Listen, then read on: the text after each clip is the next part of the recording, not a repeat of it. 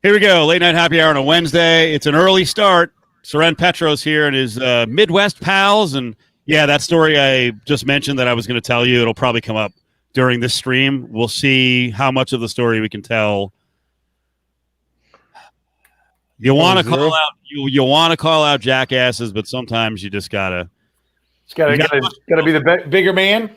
Well, I will say that I've gotten to the point on the terrestrial side, and it happened today. We'll get to a story later on where I was like, I can't tell the story on terrestrial. I'm done. So just watch the late night happy hour. There's certain things we simply cannot speak about the way we want to on the radio side. So if that's a tease, I hope you're buying it because it's true. How you guys doing? Living the dream, Steve. Soren, are you embarrassed that you were booing the Unity at the game on Thursday? What's wrong with you, dude? They're just locking arms. Why are you there screaming at them and booing? So am I supposed to be the comedic foil on this one? You know what? I wonder, because I know what it looked like to the rest of the country, and then I saw alternate videos where you really couldn't hear the booing. Our vast sound crew at Lotus Broadcasting seemed to actually tweak the booing and make it louder as it went along. I don't know. Very unethical. I'm sure you did, you prick. Very unethical. But like when you're doing radio in Kansas City, do you deny it? Do you back it? Do you blame it on Missouri? What do you do? All right, so you blame it on Missouri. I like that. Yeah. Tell him, Adam, right? Tell him. What happened? You're around a bunch of Chief fans. What happened? Yeah, I have a lot of Chiefs fans. I was watching the game with them, and they're all Kansas Chiefs fans. Yeah. And they're like, "Yeah, that's what happens when you put the stadium in Missouri." Okay. That's classic. That's classic rivalry. KU and MU was a great rivalry. Maybe it will be again if they ever get back. They're going to start playing again in football and basketball, so maybe it'll get back to where it was. Trust me, Soren, they brought up the fact that Kansas is a free state. Oh yeah, and Missouri is a slave state, and that's why they were booing. They will tell you that it goes back hundreds of years, and that's why it's the biggest rivalry or the nastiest. Because back in the day, like I'm not going to go into the whole deal, but Jayhawkers were killing so and so, and so and so from Missouri was killing so and so. Listen, I didn't realize it was growing up as a kid. I wasn't, my mom grew up in Newton, Kansas, and had a semester at Wichita State, right? So I wasn't in the middle of the whole thing. So I was just kind of an innocent bystander. I came back and started doing radio in town, and all of a sudden I realized what was going on. And so, yeah, it's wild. But listen, beyond that, the booing part, okay? I recognize on TV that's what it sounded like. I sent Steve a bunch of the videos, by the way, of people in the stadium and taking videos. And there's some places where you hear people, they're going, Chiefs. Other people are just kind of clapping. Other people kind of cheering. They definitely booed the Texans when they came out. People interpreted that because they weren't out for the anthems, that was it. But in reality, they booed the opposing team every time it comes out of the tunnel, right? That's just part of it. Were there people booing? Yes, there were people booing. As I think you probably are hearing in any stadium that there are people booing with any kind of demonstration. But was the vast majority booing? No, it wasn't. And I have the videos. People didn't know what to do. They didn't know how to react. Yeah, and it'll happen. It's gonna happen in most places. This is what our sound crew at Lotus had, and it's fine. No, it really. I don't think you're gonna even know. I already know what it is. I'm telling you, you're not gonna notice.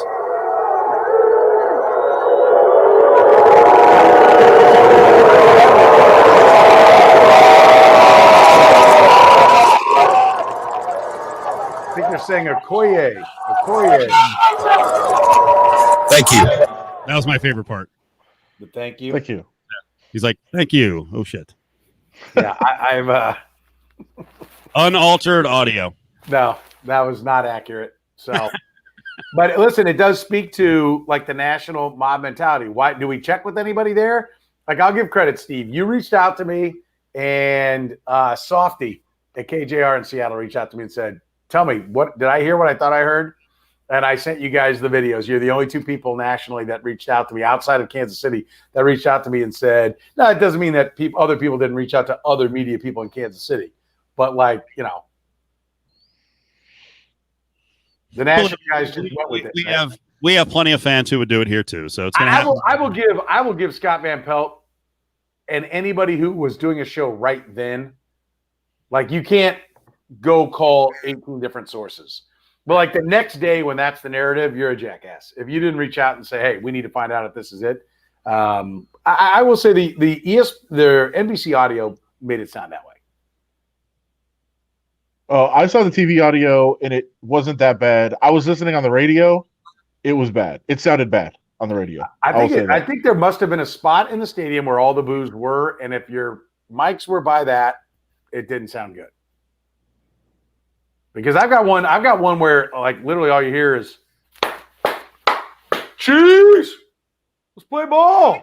I got one where there's a guy standing there, he's like, we're all in it together, man. We're all in it together.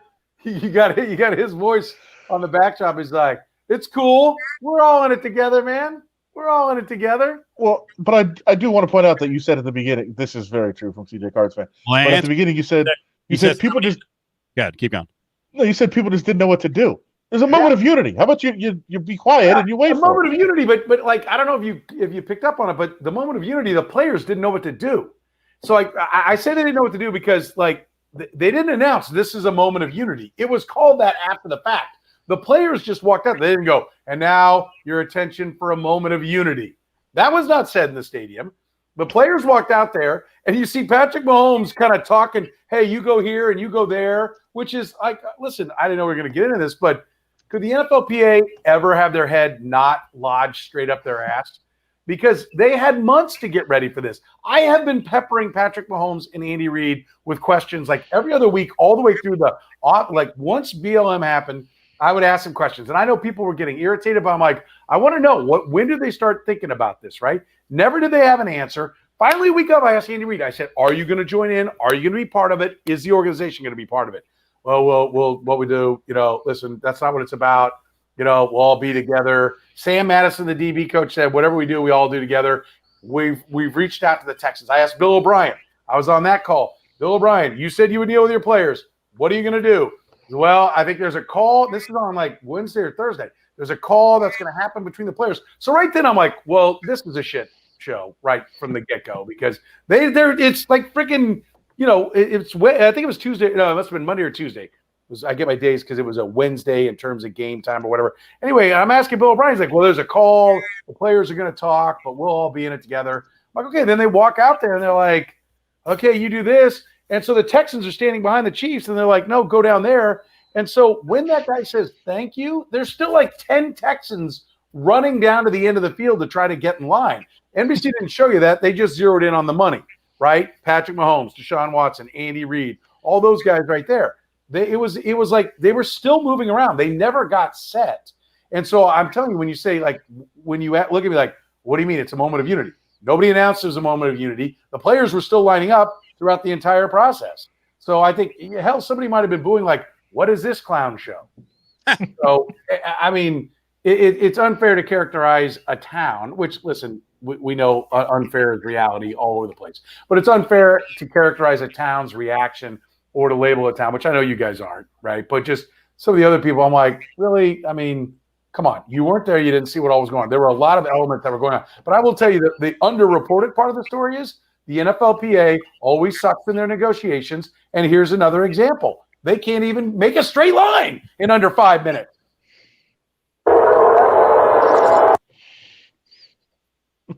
I mean, I want the NFLPA to be a strong union. Like the baseball union kicks the NFLPA's ass the NFLPA down the street. You're giving Adam way too much credit because he did mother blank Kansas City fans. Oh, of course I did. Yeah, of course you did. I know still you will. I'll still do it right now. I don't care about the explanation. It's the Midwest. Oh, God. And what did I say? It's not all the Midwest. That's not fair. Nothing in the history of the world, here's what nothing has ever been everything. But here's what happens all the time. Here's what happens all the time. We talk about respecting diversity and not treating things with a broad stroke. Everyone is this or everyone is that. And then you turn around and you're like, everyone in the Midwest is this. Like, what are you doing? It's not consistent. Every African-American is not the same person. Of course. Doesn't have the same view. Every woman doesn't have the same view. Everyone from Nevada doesn't have the same. Well, why do you do that? It's the Midwest. It all sucks. Like, bullshit. Right, but not ever. But you've been on this kick lately, by the way, of like not everything. Right, there is not one statement ever. I don't even think everyone breathes is an everyone statement because not everyone does. Some people are ventilators. I think, not ever in this history of the world has been an everything that applies. But you're missing the point. To Steve's point, you're like the Midwest sucks. So you're saying all of the Midwest sucks. No, actually, it would actually be funnier if I was like, you know what, most people in the Midwest have this really, really antiquated view of things, but there are some people out there that absolutely do have progressive views, and I feel like that would be very fun. That'd be a very fun discussion to have. I feel like. I mean, if you're saying you're speaking that way for radio, I guess I can understand it, but it does come off as asshole. Everyone in the Midwest sucks, and you've got a coke habit and chase whores because you're from Vegas, right? That's I'm from the Midwest. The gross generalizations we should make across the board. Yeah. I'm also from the Midwest. Oh, we stop this convenient "I'm from everywhere" bullshit you pull too. I'm from Detroit. I'm from Buffalo. I'm from Detroit. I'm from Maryland, Delaware. Never claimed. I'm from Vegas. I went to never UNLV, claimed. I'm a Michigan fan. Like, I've never claimed to be from Buffalo. Never claimed to be from Delaware. Listen, that's bullshit because I thought you were from Buffalo. I know. I've never once claimed it. I've known you for like what, 20 years, and you're from Buffalo, as far as I know. Until my family is from Buffalo. I am not. Okay, but I've never once claimed to be from Buffalo. He's going to use the crowd to boo you and your stupidity. I love the rundown. Item 1: Big Ten is back in a month. Okay, we're now on to that. Thank you for the segue. Okay, what's your reaction? Because there's a lot of people are mad. I'll get to that in a little bit. I don't know why they're mad, but what do you think just happened? Because now we're going to have this domino effect where the Big Ten is back. Now the Pac-12 starting to think about it because Gavin Newsom, the governor of California, is like, yeah, practice if you want. I'm not stopping anyone. Then tonight, I'm seeing reports on the Mountain West Conference. I'm talking to sources I know, and they're giving me the outline on Mountain West Conference football being back, and it's like, I thought we were done. Now it's back. What just happened? I got a plan, folks. I got a busy schedule. You're just pissed because you might have to start getting on planes to go cover the sidelines. That's what you're pissed about. That won't happen. I know for sure that won't happen. Okay, so because they will limit their part. I know they will limit the personnel. I know that won't happen. But here's the thing. I mean, you said I thought we were done. Like, it is a pandemic, the first time in over 100 years, and they're, other than blueprints that may have been written for some people who threw them away immediately, for sports leagues, there are no blueprints on what to do for a pandemic. So I do believe that every league, every GM, every coach, they all deserve somewhat of a pass because this is uncharted territory. Like, hey, get it right, nail it, first time with no wasted energy. That's bullshit. Okay, I mean, that's you can't. So there has to be, the NFL squandered a lot of time, right? Squandered a lot of time. But when it's all said and done, they did a pretty good job getting this thing off the ground. And I saw this week's test totals. There were 2 players, 2 positive tests out of their 12,000, tests because they're testing the players every single day.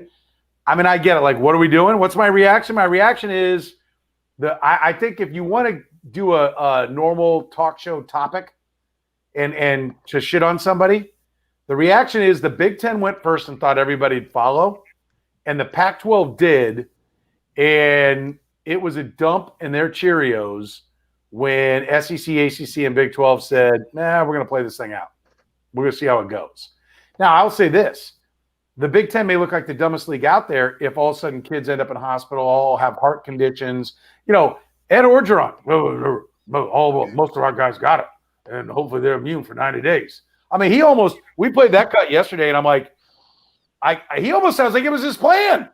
Let's get them all sick right away, and then they'll be immune. And to his credit, at least now he's like, and hopefully they can't get it again. Okay, right? And hopefully there's no long-lasting health effects. I mean, we've talked about this. Everyone in the country's talked about this a million times. You just don't know.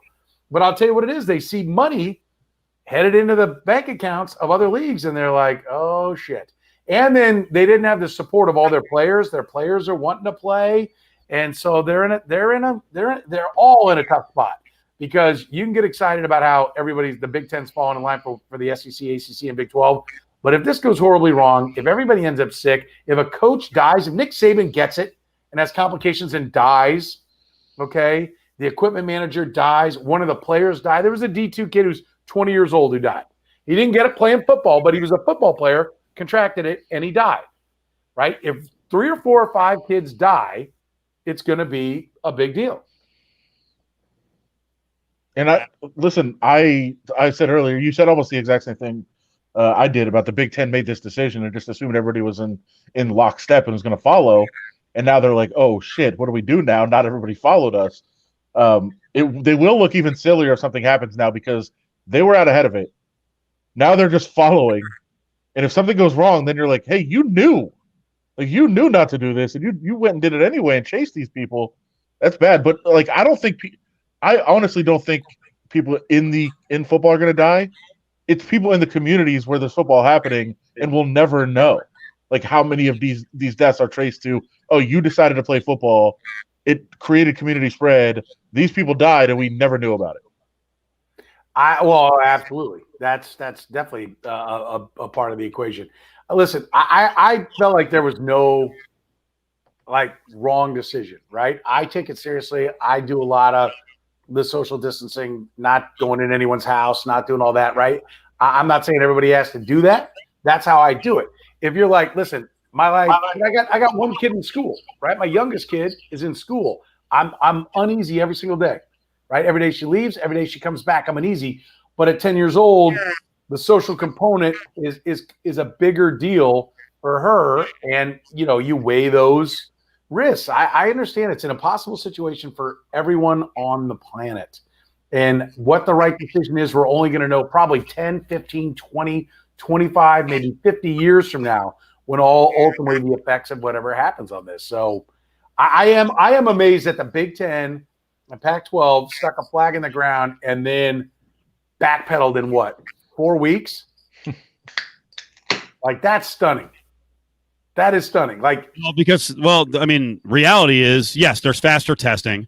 But like you said, there's money at stake and the clock's ticking. This plan is insane in terms of having nothing built in for spare time. It's 8 games in 8 weeks because they looked at it and they're like, we got to be out by December 19th or 20th or we're not going to be part of the big pool.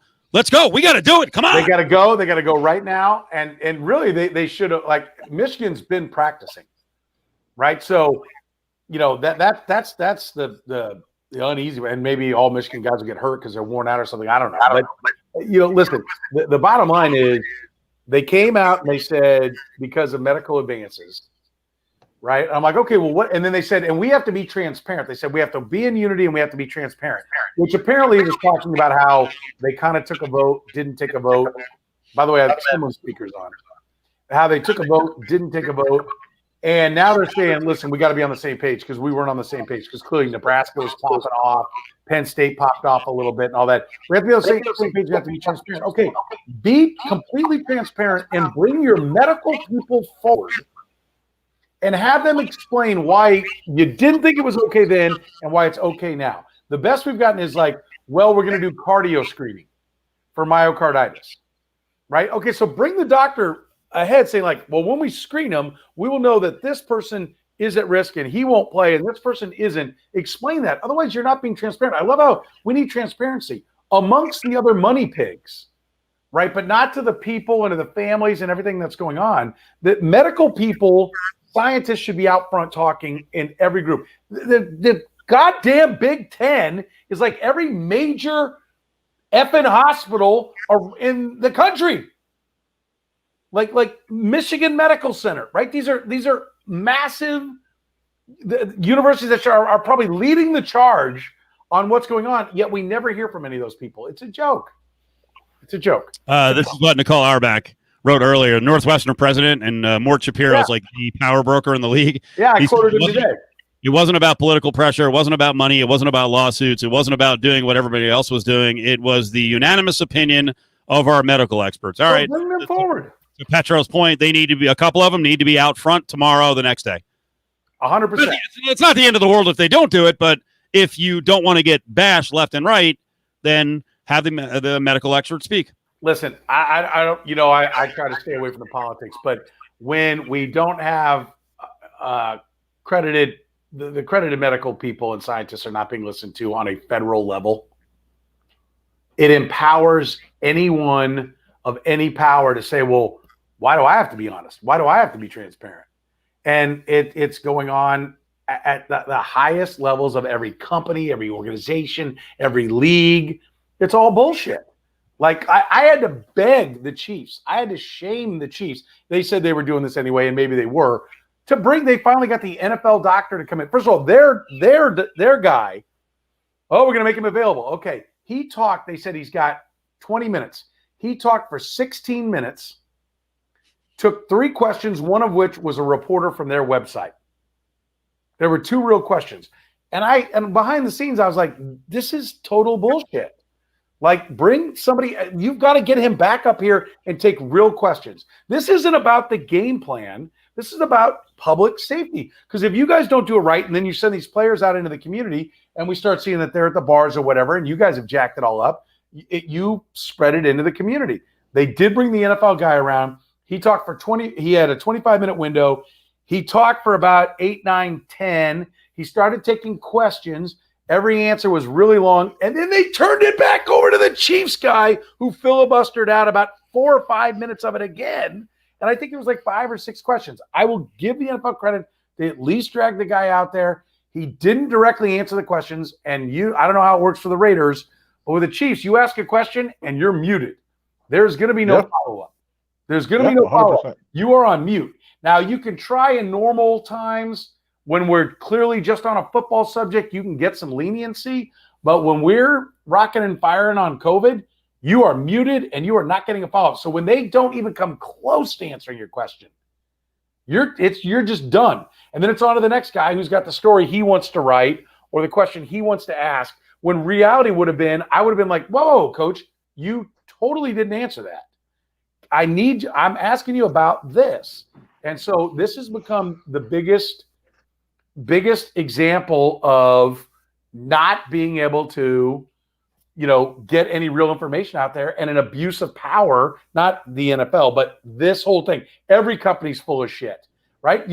Wherever you work, whoever's watching us right now, are you getting like, hey, here are the numbers, here's where it is, here's what we're doing, here's the whole thing, here's what we found out?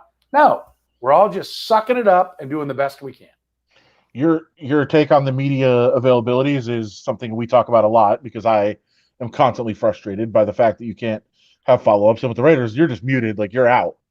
And so, as Steve has pointed out, we've been asking like 7-part questions. Yeah. To try to just be like, my only shot. I got to ask everything I got. So we got this. Where's my, son of a, I'm going to grab this.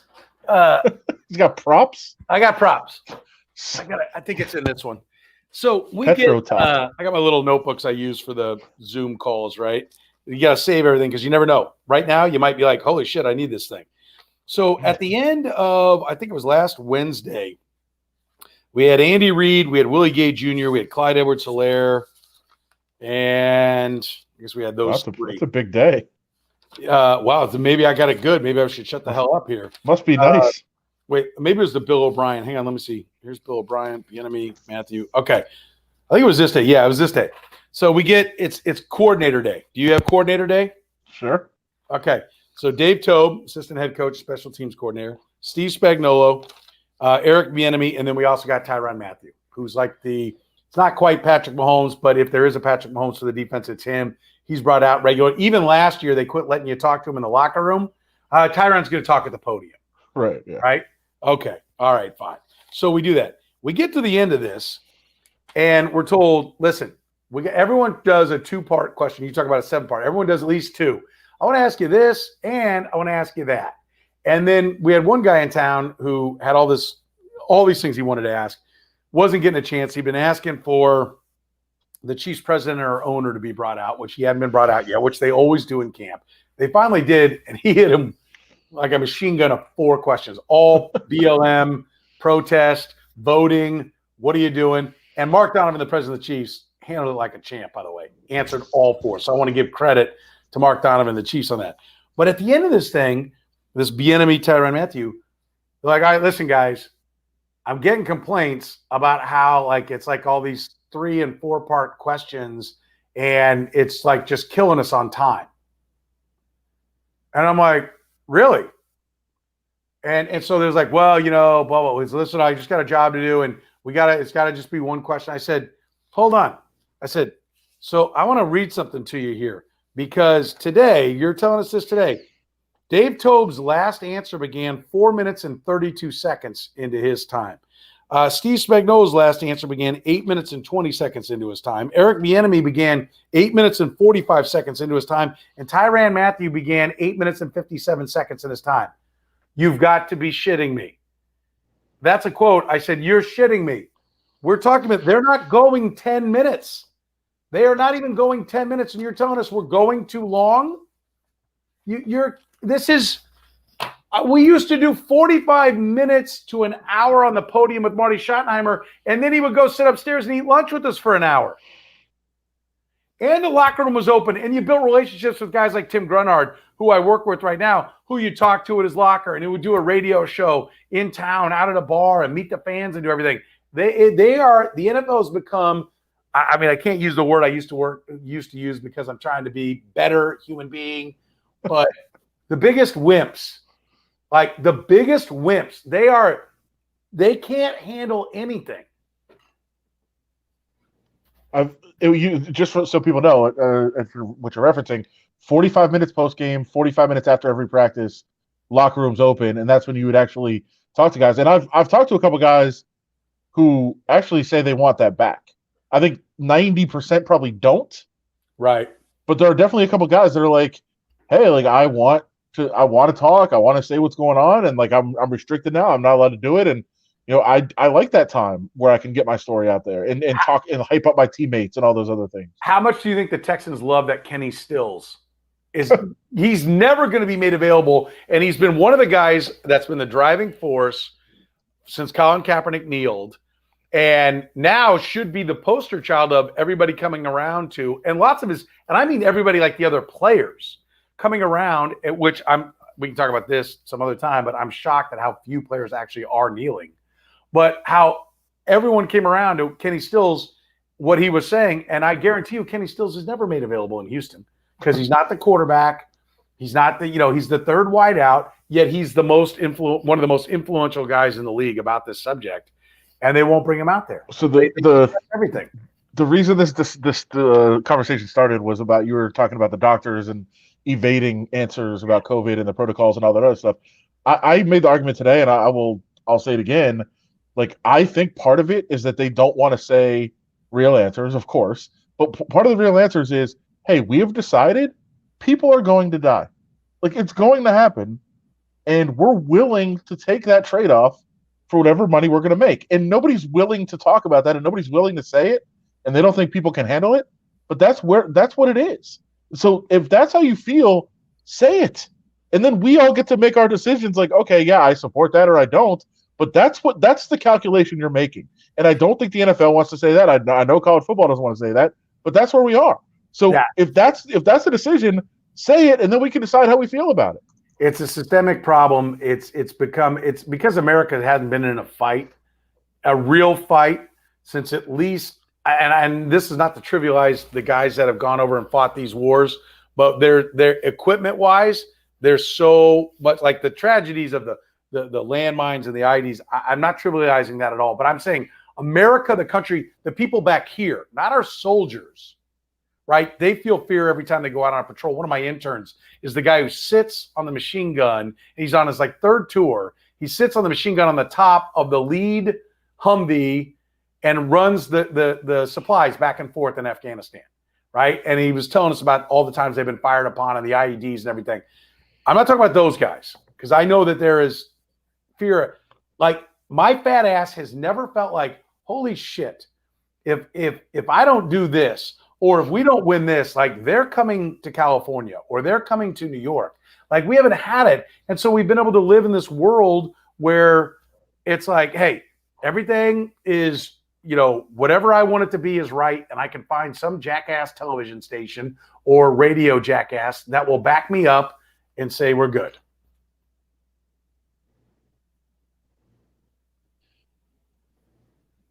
It's all bullshit. It's all bullshit. They figured it out. Bullsnit. It's all bullsnit. I heard about that. Last couple things on the NFL. Well, we were talking college football, but last couple things on the whole media deal. CJ Cards fan says, do you think this will continue after the pandemic and for Yes. same thing. Yeah, don't you think we're screwed, Adam? Yeah. They're definitely going to try to make this. And listen, who gives a shit about us? Because we're talking about bad throws and shitty fourth down calls, which is irrelevant in the grand scheme of things.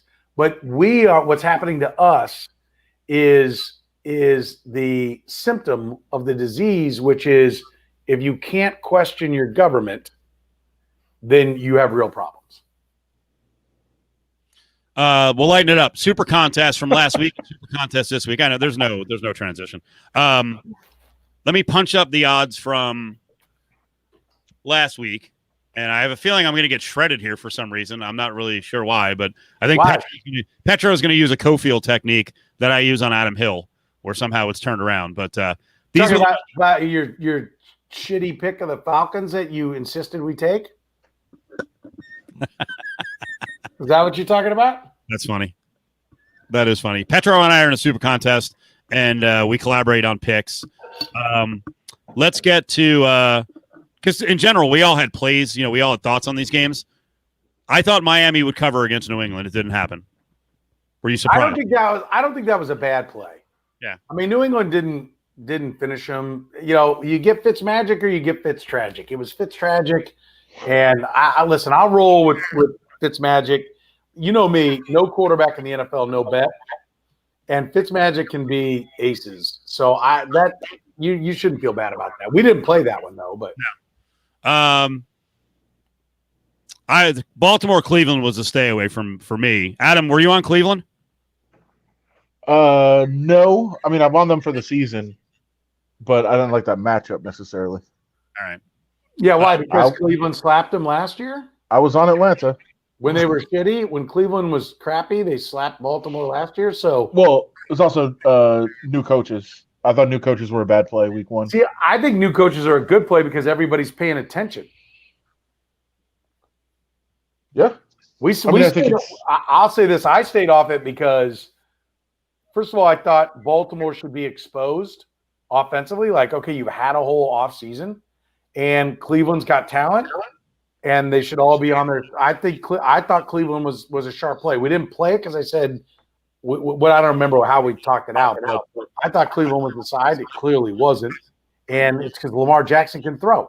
That wasn't last year's Ravens. They didn't run for 240 yards, and Lamar Jackson threw for 3 touchdowns. That game's scary for Chiefs fans because Baltimore won it untraditional Baltimore offense.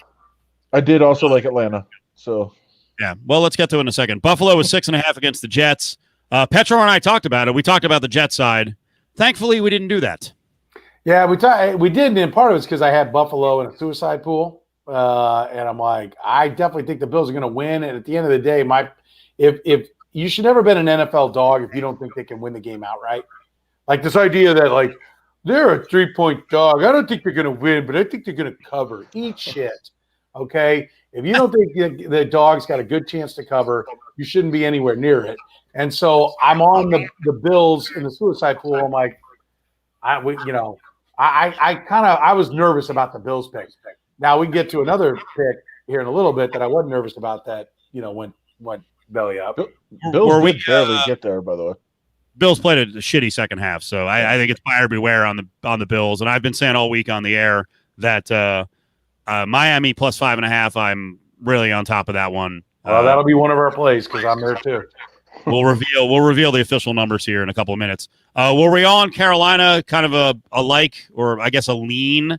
It didn't cover. It was 34-30, but that was not an easy cover for the Raiders.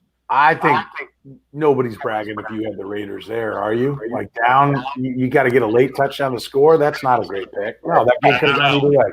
Local media got scolded for being too critical of the game. So, local team wins. You got to be positive. Adam, I mean, where were you? You were tripping Carolina. You said you thought they were going to lose that game, right? Yeah, I liked Carolina, and I said if the Raiders play that same game the next 7 weeks, they're 1-7. I think that Carolina was the right side, and you got away with one if you had Vegas, because there's no like good bets are ones you're not like the Chiefs were a good bet, right? You're not sweating them at the end. Those are good bets. Now you're not gonna. They're not all gonna be good bets, right? You're gonna have to grind through some and catch the half point. Denver plus 2.5. You're gonna have to catch some of those, but that wasn't a good bet. You just got the win. There's, by the way, there's rarely an NFL bet that you don't sweat. Because trust me, I was sitting with people that had the Chiefs and they were panicked. They were freaked out.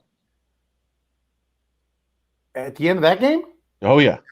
No, got a little nervous. Yeah, for sure. I thought because we did take Atlanta plus 2.5. That was in the Super Contest. I thought Atlanta had a fighting chance, and it was just like every time they had an opportunity, they couldn't get a goddamn stop. That defense. You don't want to overreact to week 1, but my God. And it's Russell Wilson. He's got weapons. They're friggin' awesome, so I guess I'm going to bank on that.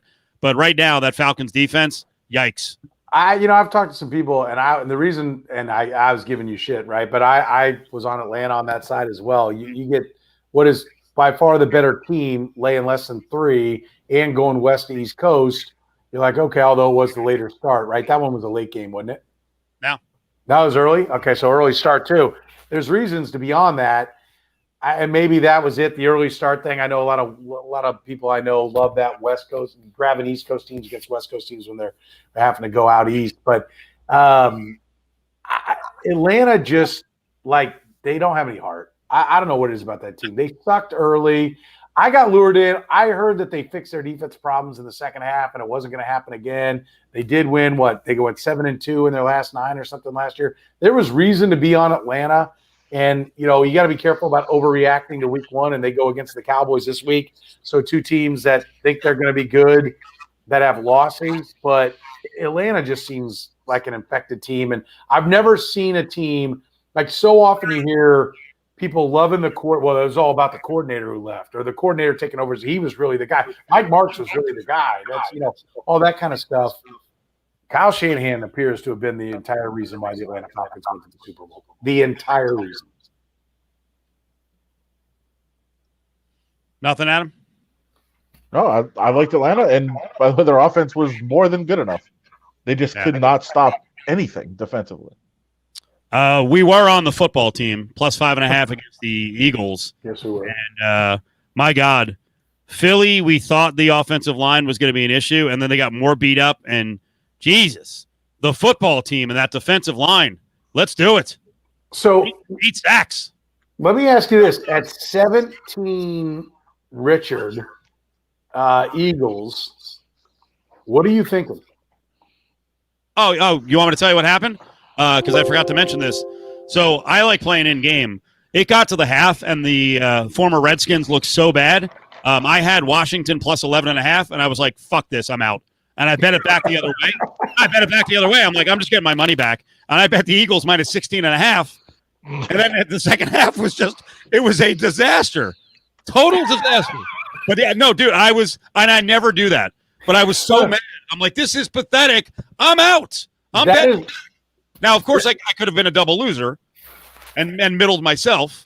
I have that right, man? Am I overthinking it, right? Yeah. So, but I was so frustrated. I'm like, they suck. I'm out. That's the worst bet I've ever heard. Yeah, that is the worst.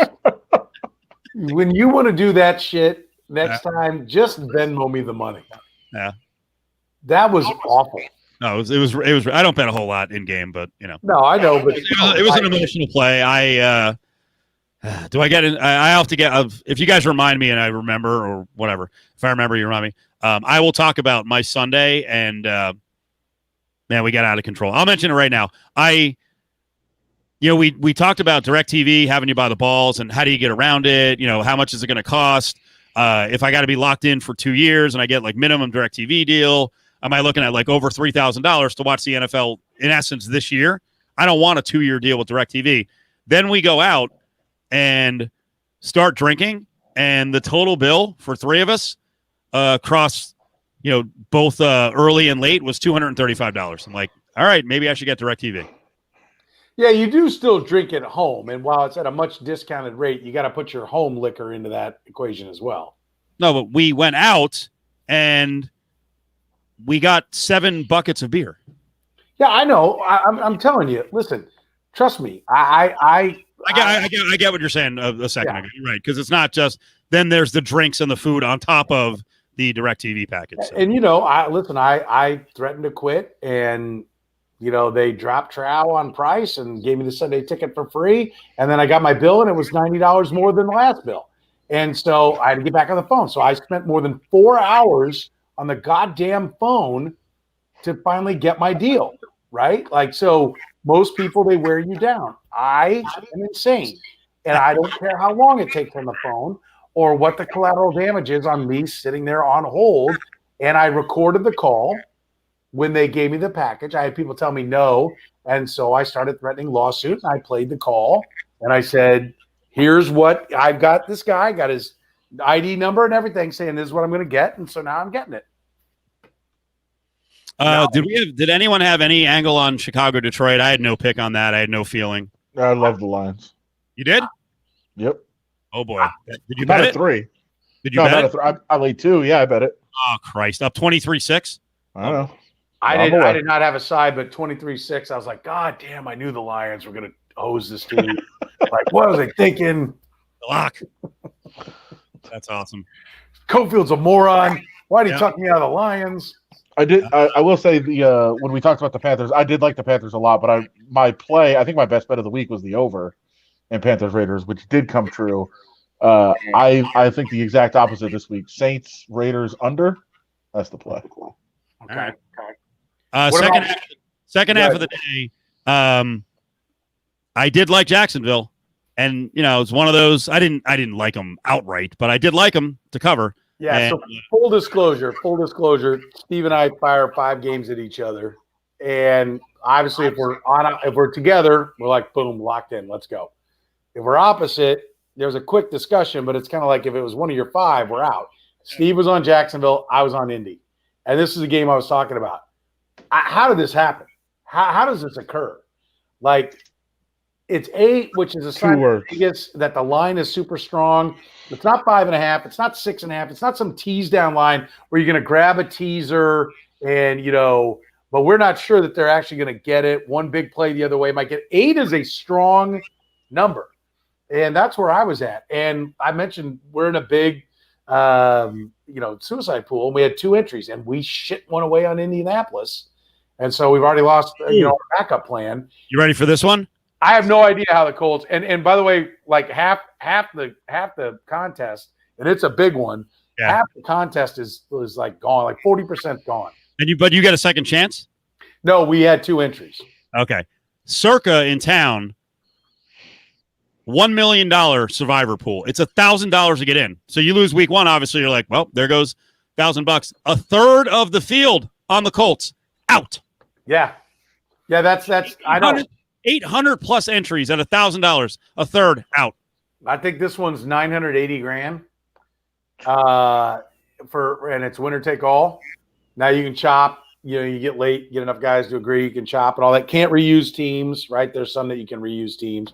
Can't reuse teams, and that's one of the reasons why I like the Colts. I'm like, let's jump the Colts here. Like, I think they're a 10-6 team that's going to win that division, but let's grab them right here in a no-brainer because. When are we going to get the no-brainer again? But I will say this, that was why I'm open to it. My partner was on board on it. He's a finance guy, so that's a disaster. I'm like, I hate road teams. Like road teams and suicide pools are awful. They're absolutely death. I have to give you credit because I was leaning Minnesota. You liked Green Bay. Yeah, you talked me off the ledge, and we actually got that win, and it was pretty easy too. So good job. Yeah, I think the Packers are better. I think too much was being made, and I think that spread reflects the point differential of the Packers last year. It is still about winning games, and if you mail in a bad loss or you don't pile on, that's not the end of it. Aaron Rodgers, like that, I know he's going to throw 4 TDs. I thought he'd have a day because I think the Viking defense is overrated. I'll throw some love to my guys at PFF. who Eric Eager is like, the Vikings are a 5 or 6 win team. So if that team comes home 6 or 10, he's like, he said they're a 5 or 6 win team by talent. He said if they're in the playoffs, Mike Zimmer is coach of the year. Wow. And really? so, yeah. So I'll give credit to Eric. If he called his shot, that's part of where I'm like, I know the secondary is questionable, so I figured Rodgers would have a day. And I think you got to be leery of the Packers because, like, now there's a feeling like the Pack's back. Maybe they're the best team in the NFC. Let me see them do it again because the Vikings have some names at linebacker and, they have Cousins, but they're so hot or cold. They're in that wash, right? The NFL 6-10 and 10-6 is all the same shit. Just who had a better schedule and who stayed healthy at the right times. And they're kind of one of those teams. And so this might be the comeback. And Kirk Cousins is, he's a gambling Alex Smith, right? He'll make more mistakes but make more big plays, but he's no better than Alex Smith. And so hanging your hat on the Vikes like they're going to, win divisions and be in the playoffs 7 years in a row? No. With a defensive head coach? No. Let's go rapid fire down the stretch here. Anything you had strong thoughts on? I did like Zona. We didn't play that. I did too. I don't know why we didn't. Yeah. Well, because I even told you there's the trend of, this is the one I'm kicking ourselves. We should have had this one. This is a good one. We should have had this one because there's a trend. It used to be rock solid. It hadn't been as good of late. But I know way back in the day, the Super Bowl loser shits the bed in the opener all the time, right? And so I was like, I go, there's some, and I didn't look it up. I didn't go find it. I'm like, I know there's some kind of trend about the Super Bowl loser not being good. Plus, I'll say the same thing about Jimmy Garoppolo that I did about Kirk Cousins. Jimmy Garoppolo is not going to 10 playoffs in a row, okay? The 49ers are not going. As good as I think Kyle Shanahan is, and I think he's a stud, they're not going to 10 in a row. And so they're not going 13-3 every year. That means they're vulnerable. You don't go 10-6 and win all 10 games by 22 points. You're going to win 5 of them, maybe covering the number, and 5 you're not going to cover. And so I like Zona in this one, and I cannot – that's one thing you and I got to figure out why we didn't land on Arizona since both of us were leaning that way. I liked Arizona. I liked Minnesota also, the last one. But I think one of my better bets was the Saints. I would not have laid 3.5. I got 3. Tom Brady stinks, by the way. And you think Drew Brees is good? No, but I think they figured out how to use Drew Brees in his diminished capacity, and the Bucs are trying to use Tom Brady like he's Tom Brady at 26 years old. Yeah, I'm with you. I think that was a good bet. I think the Saints were a good bet. I do think that this was the question going in. Everyone's asking it. Bruce Arians likes to go downfield. Tom Brady can't go downfield. Listen, the Patriots have been fantastic with him. I'm like, Brady can't throw the ball downfield. And then they win a game, a big game, and I get callers calling in going, still think Brady can't throw downfield? Yes. He threw everything 4 yards, jackass. They won the game. I didn't say the Patriots can't win a game with him. I said he's shot. It's a pop gun arm. And that pick 6 proves it. There's nothing on that. Pick 6 is a tired old man who can't put the ball. You can't throw that out shit. There's a reason why everything's right here in the middle and 5 yards in front of him. And Bruce Arians has got to change what he does. By the way, there's a reason Julian Edelman was always his leading receiver. Yes, exactly. 3 yards across the middle. That's what he wants to throw. And Arians is going to try to run Arians' offense. It just doesn't make any sense. It's going to be a disaster.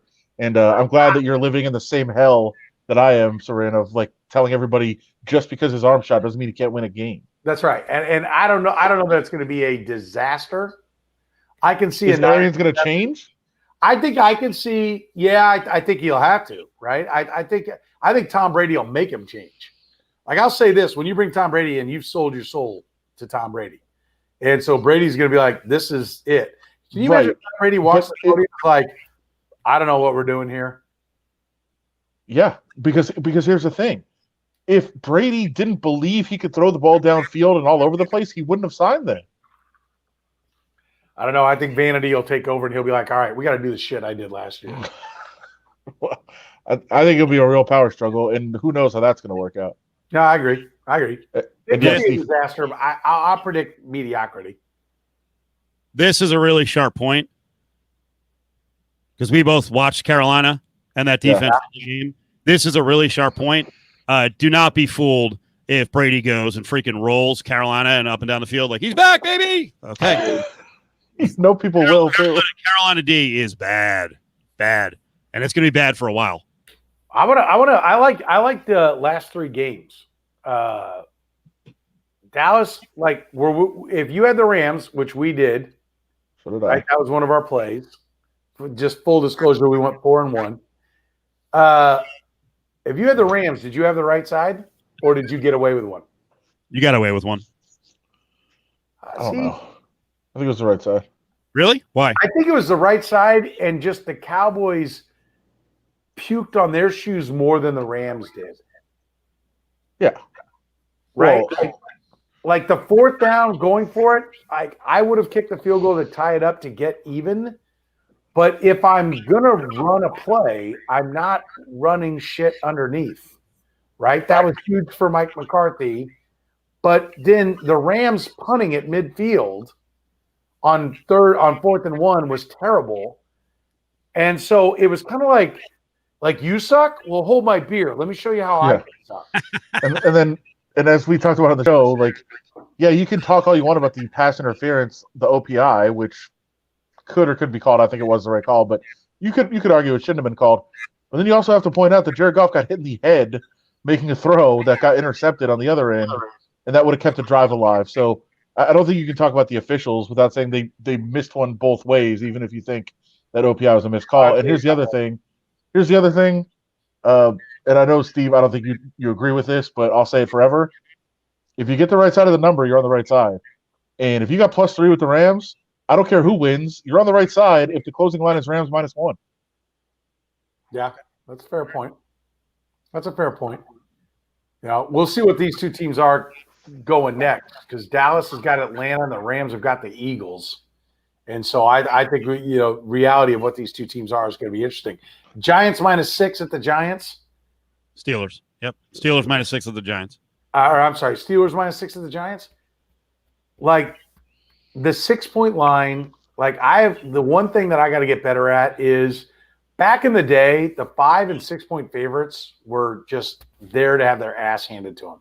Teaser bets must have been a much bigger thing back in the day, or the analytics and numbers guys have grinded it down to where the book has to protect against the analytics guys more than they do the hump teaser player, because 7-point favorites would get pushed down to 5.5 or 4.5 at the 5. Like that used to be the line of demarcation, right? 5 to 7, like you could just steal money.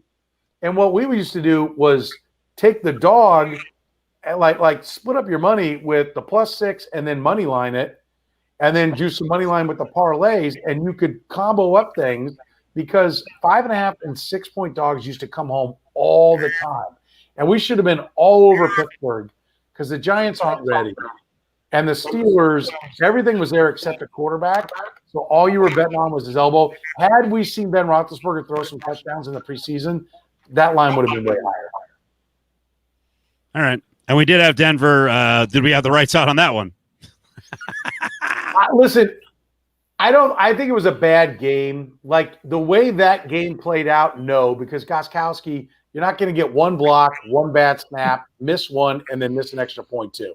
So from that standpoint, no, we had the wrong side. But that game being in the muck and just there, like who's going to shit it away, is exactly the game I thought it would be, because you've got 2.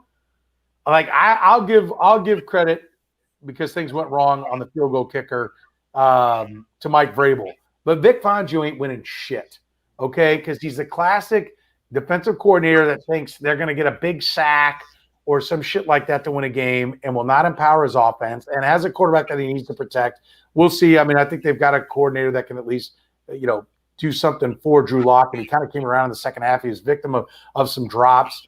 But 2 defensive coordinators aren't going to muck it around. I mean, I do think that's something you have to take into account. Vic Fangio is just – he's what, 60-some-odd-year-old career defensive coordinator. Do you think he's ever going to go – like you dog him or you don't play him, which they won't be a favorite much, and he's going to drag people into the mud, so he'll drag some favorites down. He'll probably create some unders. because he's going to burn clock and try to run and do all this shit, but he is no threat to anyone. And how John Elway hired him is beyond me. Because he's terrible. That's why. You think he has a grasp of the clock? No, I'm saying Elway's terrible, and so that's why they have Fangio. I don't know. Fangio has no idea what's going on. Obviously, we don't have to do the timeouts at the end thing. That's ridiculous.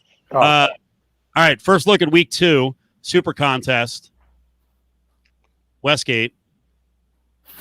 Some of the numbers are cut off. I have them. Adam, give me some thoughts. I don't know. First 3 games: Bengals, Browns, Rams, Eagles, Panthers, Bucks. If you got anything. Wow. I'm trying to study these here. I mean, I jump right on the prep. I actually think I would take the Panthers. Okay. Out of those top 3, I think I'll go with the Panthers because I do think the Bucks are going to score plenty, but I think the Panthers' offense with Bridgewater is going to be good enough to hang around in games. Oh, I don't know. I can't help you with that one. Listen, tell Bridgewater. Bridgewater didn't do shit for the Saints. Like, Bridgewater proved the Saints were a good team outside the quarterback. Like, they were winning games like 9-4 or something. I don't even remember what the hell the scores were. They were ridiculous. They did go 5-0. They did go 5-0, but like some of the games were like Trent Dilfer-esque. So I can't help you with Teddy Bridgewater. And like I said, if you don't have a quarterback, I can't bet you. And so, like, I'll give you what I look there and I go, okay, is Baker Mayfield done? Is he damaged goods? Not saying that he's going to go off the cliff that Johnny Manziel did, but is he like, you've got a cancer in Odell Beckham Jr., which the Browns were at, and I don't know where you guys were, but I was like, that's a terrible trade. There's no reason to make that trade. And it's blowing up in their face. But what is Baker Mayfield? What is Joe Burrow? So you got 2 question marks at quarterback in that one. You got 2 quarterbacks that are at least legit guys. One team doesn't have an offensive line in the Eagles, but I think some of that's being overblown. And the Panthers look good against a Raider team that, Adam, you don't think's any good. The Bucks look bad against a team that's probably the number 1 team in the NFC. I think overreaction Monday has everybody on the Panthers, and I kind of like the Bucks. If I had to pick all 3 of those games, Rams and Bucks, and I don't know what to do with the Bengals and Browns. Somebody's probably going to get their ass kicked. Somebody's going to win that game easy. I'm not sure which side it is. It's going to be ugly. I'll back out. I don't like anything in the first 3 games. Not right now. Broncos, Steelers. Sorry, Adam. Do you have more? No, I was going to go to the next group, and I do really like the Falcons. Okay. Falcons. I can't help you. The Falcons are dead to me. These are the time. This is my approach too. When things look worse, like I rock bottom, and people are looking at it like only 4.5. You know what? I got to start looking at the Falcons. I'm not saying I'm taking them, and I don't think we're going to take them in the Super Contest. I don't think I'm going to get you to recover from the ass kicking last week. But that would be my philosophy in general. But what's not to like about the Cowboys? Had the Cowboys converted on the Gallup completion and they punch it in and they win that game, because I do truly believe, I did sit there watching going, the Rams defense has to win this game because their offense is not going to score again, right? So as I'm watching that, so if you want to say we're on the wrong side with the Rams and you're a Cowboy fan, I'll listen to that. I'm not going to shout you down because, and if you want to say, look, Gallup's got to get across the line, or Dak's got to find somebody else, or Mike McCarthy's got to call a better play on the 4th down in close, okay, or take the field goal, fine. Gallup pass interference. There were a lot of things that lined up against the Cowboys. I do think the Cowboys are a really strong team, but I think this is, we don't know what Mike McCarthy's going to be. This is what they were. They were a team that should have been like 12-4 last year that Jason Garrett screwed up. We're going to find out. Did Mike McCarthy get carried by Aaron Rodgers, or can he call some plays and get it done? I would lean towards the Cowboys on this one because I think the Falcons, I don't think they're good. I'm checking out on the coach. Like, I'm a no-go on the Falcons until they win like 2 or 3 in a row, which they got on a roll last year, but they also can score so much. Like, my question would be, do you trust the Cowboys in a shootout? Because I think like almost every Falcons game is going to be a shootout. They're gonna score enough points, so the Cowboys are gonna have to score with them. Do you don't think they can score that. Run the ball to take the pass rush away? First of all, Todd Gurley's knee is finished, so they can't run the ball if they keep him on the field. So I think DeMarcus Lawrence and Aldon Smith, which I don't know why, because I thought Aldon Smith showed some signs. And I don't know why they didn't expose the Rams offensive line more, which was my hesitation for not loving the Rams last week, because I think the Rams offensive line is questionable, and I think that did show up at times.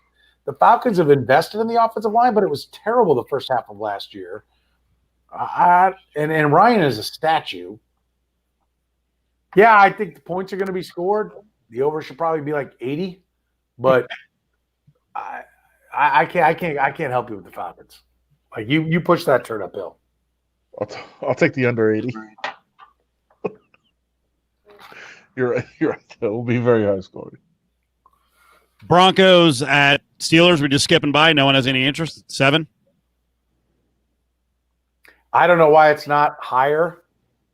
Right, the Steelers' performance. So that scares me. I mean, if you want to line the two teams up based on how they played last week, the Steelers should beat the piss out of the Broncos.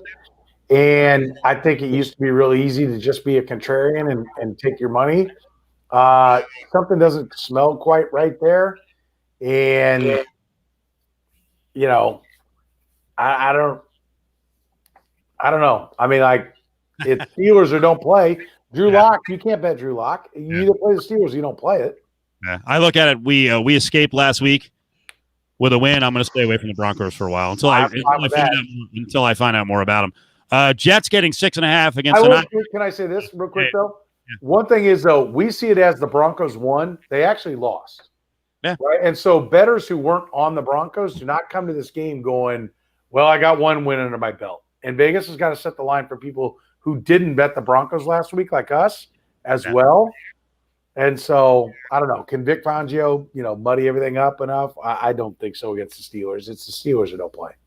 I have the Niners missing the playoffs. I didn't like what I saw from Jimmy G. Dick Sherman is out for this game. Niners are a beat-up team. Is Kittle going to play? Is he going to be 75%? I mean, I don't like saying it, but I think the Jets are the play, but you got to have some big balls after what you saw, especially from the Jets in the first half against the Bills. They look terrible, and by the way, the Jets are down Le'Veon Bell because Adam Gase is not fucking paying attention half the time and just won't. Oh, he's got a hamstring injury, and then he just, hey, go back out there. And then after the game, he's like, I'm sorry. I don't know why I did that. It's like, that's not super encouraging if you're going to bet the Jets. Sorry, you got Frank Gore. I know. For the remains of Frank Gore. Yeah, I don't know, man. I mean, to me, the Jets are the play. I'll tell you, the look ahead is interesting. Week 3, keep in mind, the Rams are at the Eagles, then the Rams are at Buffalo. The Niners are at the Jets and at the Giants.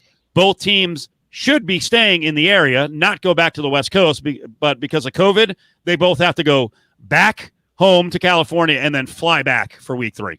I agree on that is going to be something to factor into next week, but I think it'll be factored into the line as well. But do you believe in Sam Darnold? You cannot bet. There's going to be some crafty spots where teams with shitty quarterbacks pull off a win. They're going to be grabbing 9. They're going to lose. They're going to lose on a last-second field goal. Or people that have that turd team are going to be like, "Oh, I nailed it. It's great." If you don't have a quarterback, you can't be bet on. What do you? I do believe in him. I actually think it's the only way they're going to move the ball, and I think their receivers are pretty good, especially if they get healthier. And keep in mind, Adam will tell you because he still follows the Bills in spite of the fact that he hates them. The Bills' defense is freaking awesome. Amazing. I agree. It's amazing. And I agree with you that it's either Jets or don't play because I don't think Jimmy Garoppolo is anything special. And I think the 49ers had the magic run, and those teams usually come back to the pack. That's why I love the under on the 49ers. And so, yes, I think it's Jets or don't play. So we may be on the Jets. If you buy Darnold, I'll listen to you. Jets are in play for us. Tom, $1,000. I'll take the under 300 rushing by the Niners in the first half. Let's go. It's like somebody who's taking the under 80. Oh, yeah, Adam. Yeah, I am. I'm not saying I'm betting the Jets because I try not to get involved in Jets games. It's already miserable watching the games. I don't need to be losing money on them. By the way, can we reference the over 1,700 yards from scrimmage on Clyde Edwards-Helaire? I don't know what you're talking about. That was fired out during the draft. I think it might have to be adjusted down. What, you don't think he's going to get to 1,700? Can he take the field on a fucking passing down? He was targeted twice. Twice for 0 catches, and they clearly didn't trust him. I'm with you that there is still work to be done, but just for game one, for a line that would have been like 1,300, for a guy to come in and throw around 1,700 and then put his money behind it, 130 was it 131, 132, puts him on pace for well over 2,000. So that was not the start Cofield wanted to see.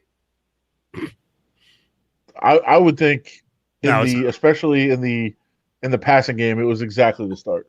Okay, so he has 0 receiving yards right now. I'll take the over on 400. Will you take that action, Adam? 400 receiving yards? It was 449.5. That was before the season. He got 0. And with 15 games to go, I will give you 400. And I'll take I think it's 7 games to go. So I will 16 game season only. No, I'm saying for him. You think he's going to get knocked out? Yeah. Injuries are always part of those bets. Hey, come out of the game when you're up big too. Try to jam in the end zone, Andy. Listen, I said the same thing. It was like my one complaint about the game. I did point out that they had no preseason games.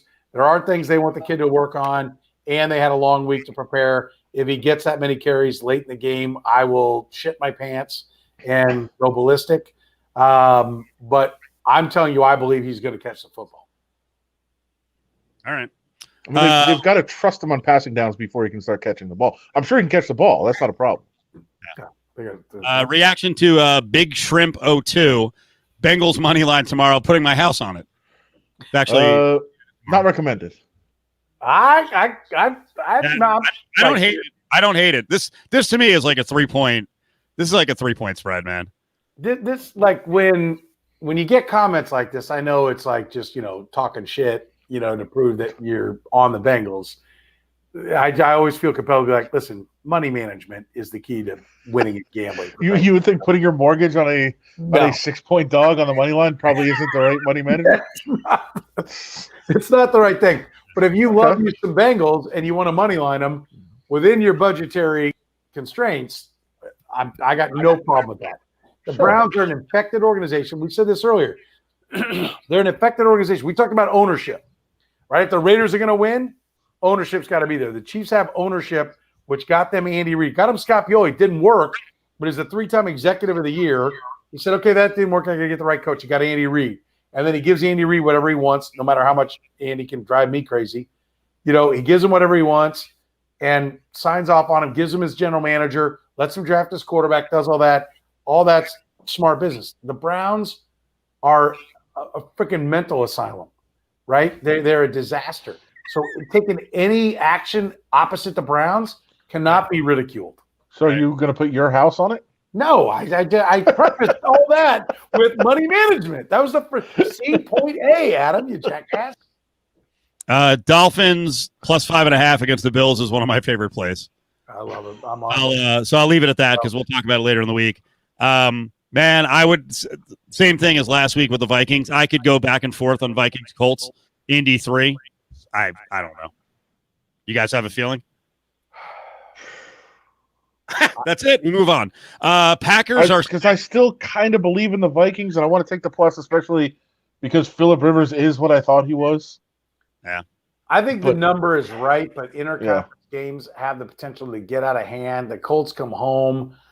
Like, I believed in the Colts. I picked them to win the AFC South, so I can't hit the lifeboat after one game, right? Teams shit the bed. It happens. They shit the bed.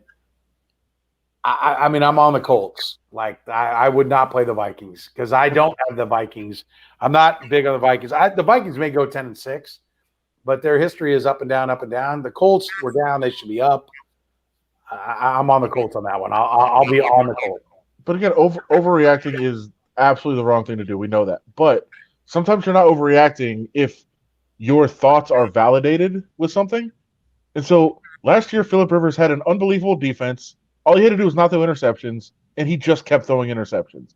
This year, he's got an unbelievable defense again and All a right. great offensive line. Just don't do interceptions. And Agreed. he's doing it again. Agreed. He's the And same guy. I agreed, and I think at some point Frank Reich has got to go. I don't have Phillip Rivers back in the day. I have Phillip Rivers now, and you have Jonathan Taylor run the ball. You have Jonathan Taylor in that line. Like, listen, like, do you want to win Super Bowls? Like, the recipe for success is not to just be a ground and pound team. Like, everyone can, get their jollies over the Patriots and Cam Newton and running the ball. That team's not winning the Super Bowl. Mark it down right now. They're not winning the Super Bowl. You have to be able to throw the ball. But to get there, I mean, give the Titans credit. Mike Vrabel looked at him last year and said, this is what we are. This is what we got to do to win. And the Colts got to recognize we have defense, we have a running game, and we have a quarterback who, if I coach him right, will not put us in harm's way. And I got to think Frank Reich's smart enough to just hand the ball to Jonathan Taylor. First of all, Marlon Mack is not nearly as good as Jonathan Taylor. So I don't know why Jonathan Taylor wasn't getting more action to begin with, but we'll see. I can't find it now, but someone in the chat room had Lions +6 against the Packers. Tough call. It is a tough call. Again, recency bias. The Packers looked awesome, but again, you should try not to be biased. So where do you sit, Steve? I'd lean towards Lions, but it's a lean right now. To me, the Packers are better than people thought coming in, but the Packers aren't what people think they are after one game. And the Vikings are a flawed team, and the Packers exposed.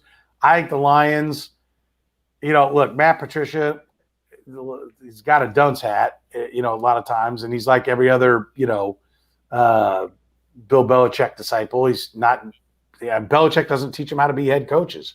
But they have a quarterback in Matt Stafford, so you can bet the Lions whenever you think you got the side and the number. And why aren't the Packers, after they just slapped down the Vikings, laying a bigger number? Like, you look at those numbers, we're going to get to the Chiefs are laying 8.5, right? They won big at home against a good Texans team, and the Chargers come down, so they lay 8.5. Why didn't the Packers 8.5 or 9? Because they recognize that the Vikings, and why are the Vikings down there? Why aren't the Vikings favored against the Colts? Colts lost to the Jags, who a lot of people said already have the number one pick, and yet the Vikings are still getting 3 from the Colts. So what does that tell you? If you just, if you follow the dominoes, the Vikings aren't that good. The Packers, they're downgrading. The Lions are the play. We're going to play the Lions, or we ain't going to play it. We will not be on the Packers. Lions last year against the Packers lost 23-20 and 23-22, I think were the scores. That I don't like that, but yeah. Boy, I want to side with Minshew Mania, but I know it's fool's gold. That is a big number, though. Titans with a freaking grinder offense, and I hope they don't give the ball to Derrick Henry 31 times, where 17 of them he gets tripped and falls 1 yard. I know he's great, but 8.5 is pretty rich. Wait a minute. Let me make sure. I want to be clear. I'm on the Titans, too. I got your back, Adam. Gardner Minshew threw for all. I mean, I know he threw 3 touchdowns, and trust me. 19 for 20? Touchdowns are the better indicator of what a guy is, all right, than yards. Like, you can throw for a shit ton of yards and not be very good. You got to be able to find the end zone. So I am cautiously like, I think Minshew is kind of a pedestrian guy. But when you throw for 19 of 20 for 173 yards, the 19 to 20 impresses me. The 173 says you were a game manager. Right? So you got a game manager in this game. The better quarterback's on the Titans side. They're at home. They looked like shit against the Broncos and managed to get a win, which says their coach at least can pull the irons out of the fire. I think Doug Marrone's a better coach than people think. He needs to be told what players are going to be on his roster. He needs a great offensive coordinator. I think he has skills, but you play the Titans, so you get the hell away from this one. Football team now on the road against the Cardinals. That number is actually 6.5. I can't bet football team, but I'm going to be rooting for him. Again, all these numbers at the 5.5 and 6 is are nerve-wracking. Cardinals should be a lot bigger. No, because people aren't Cardinals should be. If the Cardinals were 4.5, I'm all over it. I'm wondering why it's 6.5, because And I think we're still in the public perception, and I think week 2 is always a overreaction week, and they get general public money, right? People are just starting. They got their free $50 sign up deal, and they still got some money. So shit heel's still betting, and so we got to take into account shit heel for what we're doing. And so there's still all that. So I still think there's some general public, right? The analytic guys are in there, and they have changed how the lines are set. But I think there's still some shit heel money. And don't you think, like, you look at that line, it's 2 winning teams, but I don't know. Maybe I'm discounting how much the public thinks beating the Eagles is a big deal, and so therefore the Cardinals. I don't know. I got a problem with that game. I think it's a good game to bet. I think either the Skins are going to take it right to the wire and a field goal is going to decide it, or the Cardinals are going to beat the hell out of it. But I'm not sure I have figured out which one is right. Yeah, I actually like the Cardinals, and it's not just because of an overreaction. It's because of what happened in the game. Washington won that game because first of all, Wentz was god-awful, but it was mostly because his offensive line was so overmatched, and there was zero time against that front of Washington, which is unbelievable. The Cardinals' offensive line also got overmatched last week badly, like really badly, and it didn't matter because Kyler Murray overcame it. He was able to escape. He was able to make plays with his feet, and it didn't matter how much they dominated. So I think Washington could get to him all they want, and it's not going to matter. And I don't think the Cardinals are going to let them back in the game like the Eagles did. So I actually think the Cardinals blow them out. Bears 5.5 against the Giants. I mentioned that it was a good win for the Bears, and Adam jumped all over me on the air where he was like, it was terrible. That's the worst thing that could have happened. For Trubisky and the mentality of the Bears. Yeah. So how does that play into this number? Is this number too high? Well, I don't think the Giants are any good either. But yeah, I would probably lean to the Giants only because I just think the Bears are a disaster. The Bears had 3 good drives, including one unbelievable throw for Mitch Trubisky. And by the way, I love the fact that Mitch Trubisky makes a great throw, and people are like, see, Trubisky. Every quarterback in the NFL can make an amazing throw at some point. Every single one of them. Like Nate Peterman is a laughing stock, but I've seen him make plenty of unbelievable throws, especially in practice. Like anybody that makes it to the NFL can make a great throw. So let's not pretend like Mitch Trubisky makes one great throw on a touchdown and he's freaking Aaron Rodgers. Like the Bears are going to be better when Trubisky's finished with them. So to extend it one more week is a disaster. But the team as a whole, there actually is a lot to like about the team outside of him. Agreed. So, I don't know. It's a tough one. Agreed. I got real emotional. You may want to stay out of this game. Who's the better quarterback? I still think Foles is. Wait, what game? I'm sorry, what? Giants Bears. Who's the better quarterback? In this game? Trubisky. Yeah. Trubisky is. All right. But mostly because Danny Dimes hold on to the goddamn ball. Okay, fair point. Danny Pennies sucks. Danny Penny. You think he sucks? Yeah, he does. I don't think he sucks. Like, I think he has the ability to put up numbers, but man, the fumbling thing and the turnover thing, it does make you nervous. It does. It absolutely does. And I'm actually against the Bears. I am. Here's the thing. I am a Trubisky. I can't say this enough. I am a Trubisky supporter if Matt Nagy will use him like Josh Allen. And again, he didn't. Yeah, get him outside. Run him 8 to 10 times. All right, let me be clear. Matt Nagy coordinated Alex Smith. All right, he knows how to coordinate a game manager. He has escape routes built in. Like you could see like route trees with under Andy Reid create openings for you to eject and get out on 3rd and 5 to run for 7 or 8. But you got to be smart enough to know when to run and go take it. Right. Okay, there are escape hatches in a Matt Nagy offense. All right, I'm going to stick up for Matt Nagy because I know from the people I've talked to in the league how highly he's thought of, right? I know that he is considered like, this wasn't just a guy that Andy Reid put a bottle in his mouth. Like, he is highly respected around the NFL. So, to me, Trubisky and Daniel Jones, similar quarterback. Right? Similar quarterback. Different kind of flaws, but both flawed guys. Trubisky makes a couple of throws. Daniel Jones doesn't. Who played the better team? In overreaction week 2, who played the better team? Are the Steelers or the Lions better? Who's better? Steelers. And Steelers defense might be the best defense in the NFL. That's not what he's going to see against the Bears. The Bears defense is good. Give me the Giants and the points. I got no time for the Bears. You cannot lay points with Mitchell Trubisky. You can catch points with Mitchell Trubisky because the sun shines on a dog's ass every once in a while, and Matt Nagy's good. But you are not laying points, and you are not laying more than a field goal for sure with Mitchell Trubisky. You grab Daniel Jones and the Giants, or you run away. Texans +7 against the Ravens. Lean. Lean to what? Texans +7 against the Ravens. Lean. Oh, okay. I thought you were just giving the spread, and then you're saying you lean. Leaning back. What great insight, Steve. Great. I'm glad you're my partner on this competition. Analysis via paralysis. I don't overthink it. Adam, you got anything? There's definitely not a strong play in this one. No. It's hard to take the Texans. I mean, obviously the Ravens looked unbelievable. I think that's why I think this has to be an overlay. The Texans have an offensive line, even though the Chiefs were able to get to the quarterback. Deshaun Watson holds the ball too long. That's his fatal flaw. I remember going into the divisional playoff game. I was on a bunch of shows. They're like, oh, I don't know. Who's the better quarterback? I'm like, you're shitting me, right? You're asking me who's the better quarterback? Deshaun Watson's a fine quarterback. But there is no competition between those two.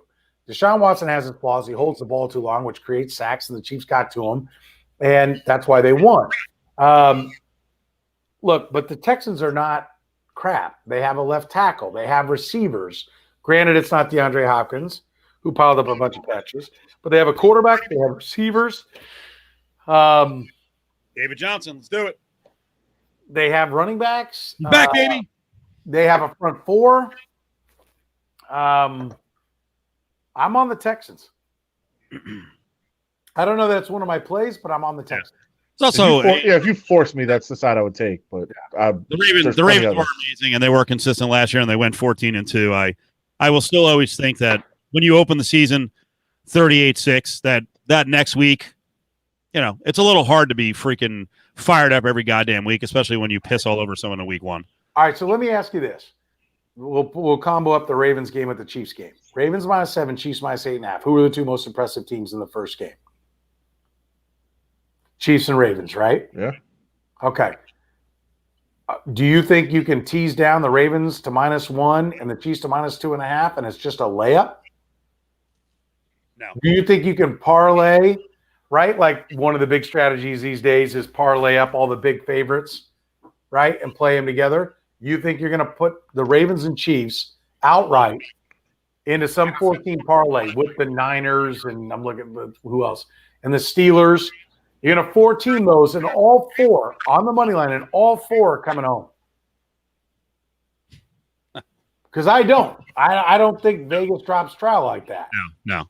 So I think there's some shit brewing. Take the Titans. Throw the Titans in there. Titans outright, Ravens outright, Chiefs outright. Everyone thinks it's because of the suicide pools and shit. It's not because of that, right? It's because of parlays, that there's protection here on the parlays, right? Teasers were a bigger thing back in the day. But to me, somebody out of the Titans, Ravens, Chiefs, and and Bucks. Let's put the Bucks in. Those are the 4 biggest lines. 9 for the Bucks, 8.5 for the Titans, 8.5 for the Chiefs, and 7 for the Ravens. And we can put the Steelers in there because they're 7 as well. But I think the Ravens, doesn't that number seem low? If you're going to lay 9 with the Bucks, who lost, and the Ravens are going to just lay 7 against the Texan team that just had their doors blown off till, oh, by the way, time, in a game that everybody in the country saw. It wasn't like, well, that wasn't on in my town. No. Well, I think the bigger question, Soren, is why are we still pricing 3 to 4 points in for the home team? Yeah. That's the bigger question. Yeah. Is it still worth it? In there? It is, of course. Yeah, it absolutely is. But why are we still doing that? Is it still worth the same to be playing at home as it was before? Now the argument would be the road team still has to travel, they still have to be in an unfamiliar locker room, all of those things. But why are we still pricing it in like it's a road game? So let me put this to you. Which is fair point. Agreed. And we don't have enough data to see does rotate. Like we may find out that the crowd doesn't mean shit, which I don't think is the case because I think the silent snap count slows every offense down. But we may find out it's not that big a deal. But if you had lined this up, like what did you think? I always tell people, especially like about week 3, 4, 5 in college seasons too, like, and you're looking at the line, you're like, oh my God, like go back and take a moment to review what you thought they were coming into the season. If you do a good job of that, and then week 2 is a moment for that. Like, what did you think the Ravens were coming into this year? Did you have over or under 11.5? I believe it was over. Okay, I had under. I had them in the Super Bowl. I have them under. I don't have them in the Super Bowl. And I have the Texans at 9 wins. Right? 9, teetering in that. First of all, just picking a win total is bullshit. But I think they're in that 7 to 11 wins. And so 9 would be the number. If I said you got to pick a number, I'd put them at 9. So I would take them over. So if my assessment is right, why would I catch 7 at home and not be on a team that I think the Ravens are a 10-6 team? Why would I not take the 7 at home if I did my homework? Because it got out of hand against a Browns team that's inept? Because the Texans lost to a team that has everybody back virtually from winning the championship at their place? I think the Texans are the play and the only play. We are all on the Chiefs, right? I mean, the Chargers, that's a nightmare. That offense is, oh boy. Yes, that's my view, but how concerned are you that like 93% of the money and 93% of the tickets are on the Chiefs? Because I'm concerned about that. By the way, if you are listening to this, if you are out there and you bet the Chiefs minus 8.5, never bet again. Never in the history of your life should you place a bet again. So you love the Chargers. What was the look ahead line during the summer or a few weeks ago? 5.5 or 6. Wow. Okay. As of Sunday morning, you could have bet the Chiefs minus 6. So if you bet minus 8.5, you should be done gambling forever. I don't care if the Chiefs win by 100. You should never be able to place a bet again. Explain to people who are new to gambling what you're saying. The only way to win at gambling, at sports gambling, is to get the best of the number. That's the only way to win. No matter how good your handicapping is, no matter how sharp you are, the only way to win is to get the best of the number. And you had an entire summer and an entire week last week, all the way up to Sunday morning, to lay 6 with the Chiefs. Even 5.5 was out there, but 6 was the common number. So now, after watching those games, you're like, oh, I'm going to lay 8.5 now. Like, no, you can't do it. You can't win in the long haul doing that. And if you do, yes, you might win the bet. I'm not saying you're not going to win it. It's very possible you do. But you cannot win. You know, everybody doesn't play it like some people it's just action. Sure. And that's fine. And that's built into the line. That's fine. Okay. So now let me offer something else up. Okay. Yeah. Quarterbacks. Even. Tyrod Taylor. Even. Oh, okay. Yeah. Haha. Adam loves Tyrod Taylor for those from Kansas City that don't know Adam. It's his favorite player. All right. So take it all with a grain of salt. My point is this. Like I said to Steve, and this is one of the things why I think we missed an opportunity to be on the Chiefs last week as well. I think there is a very good reason with an offense. First of all, my guys Eric and George at PFF will tell you every game is 66% the offenses, right? And so defense, like that, the spread reflects defense, and people bet defense, but in reality, games are decided 66% on offense. Okay, so if that's true, but just take that as guys that are just math nerds, not just, but they are math nerds. You have a quarterback. I honestly think the Chiefs, the number almost doesn't matter, right? Like they're going to kick ass in a big way. Games get out of hand, and they're going to blow people up. And they have a defense this year. And so I said, if you bet the Chiefs, you have 2 chances of winning. One, they start the game and they win the way they did against the Texans. They run out there, and all you got to worry about is the backdoor cover. which you can tell me that Chiefs people were worried about at the end. It was not coming home. All right? It was not coming home. That was ridiculous. It was not coming home. But then you have the game like the Niners in the Super Bowl, where the Niners got the better of it for 53 minutes. And the Chiefs said bye-bye and put 3 touchdowns on the board in 7 minutes. Really in like 5, but they took possession of the ball with 7 to go, down 10, and they won by 11. The offense, and anyone who thinks that like, well, because Mahomes only threw for 211 yards, there's something wrong with the offense. Listen, I think they're playing possum, and I think if they get into a fight with the Chargers, they'll have to show something. But if they get up, they're going to play it close to the vest because I know what Andy Reid does. He's like a basketball coach. He sets up this way, and the counter's coming later. He shows nothing, and then he's got all this new stuff. And he's clearly targeting the Ravens, which is a monstrous game, which is week 3, right? For our look ahead to week 3. I'm telling you, you say that, that's fine. I hear what you're going, that you could have got better line value. But if you bet the Chargers, you're even dumber than anyone you're claiming is dumb betting the Chiefs. No, every smart bettor in the world is going to have Chiefs -6 and Chargers +8.5. Eric Eager is on the Chiefs -5.5 or 6. He was in on them preseason. I got you. I'm with that. But not everyone's like a career gambler, and so they're not playing games back in the summer. They're going to play today. We're playing the Super Contest, and this is the number. This is it. Sure. So we don't get to look back and go, now I have the middle and benefit from it. So, but I get your point.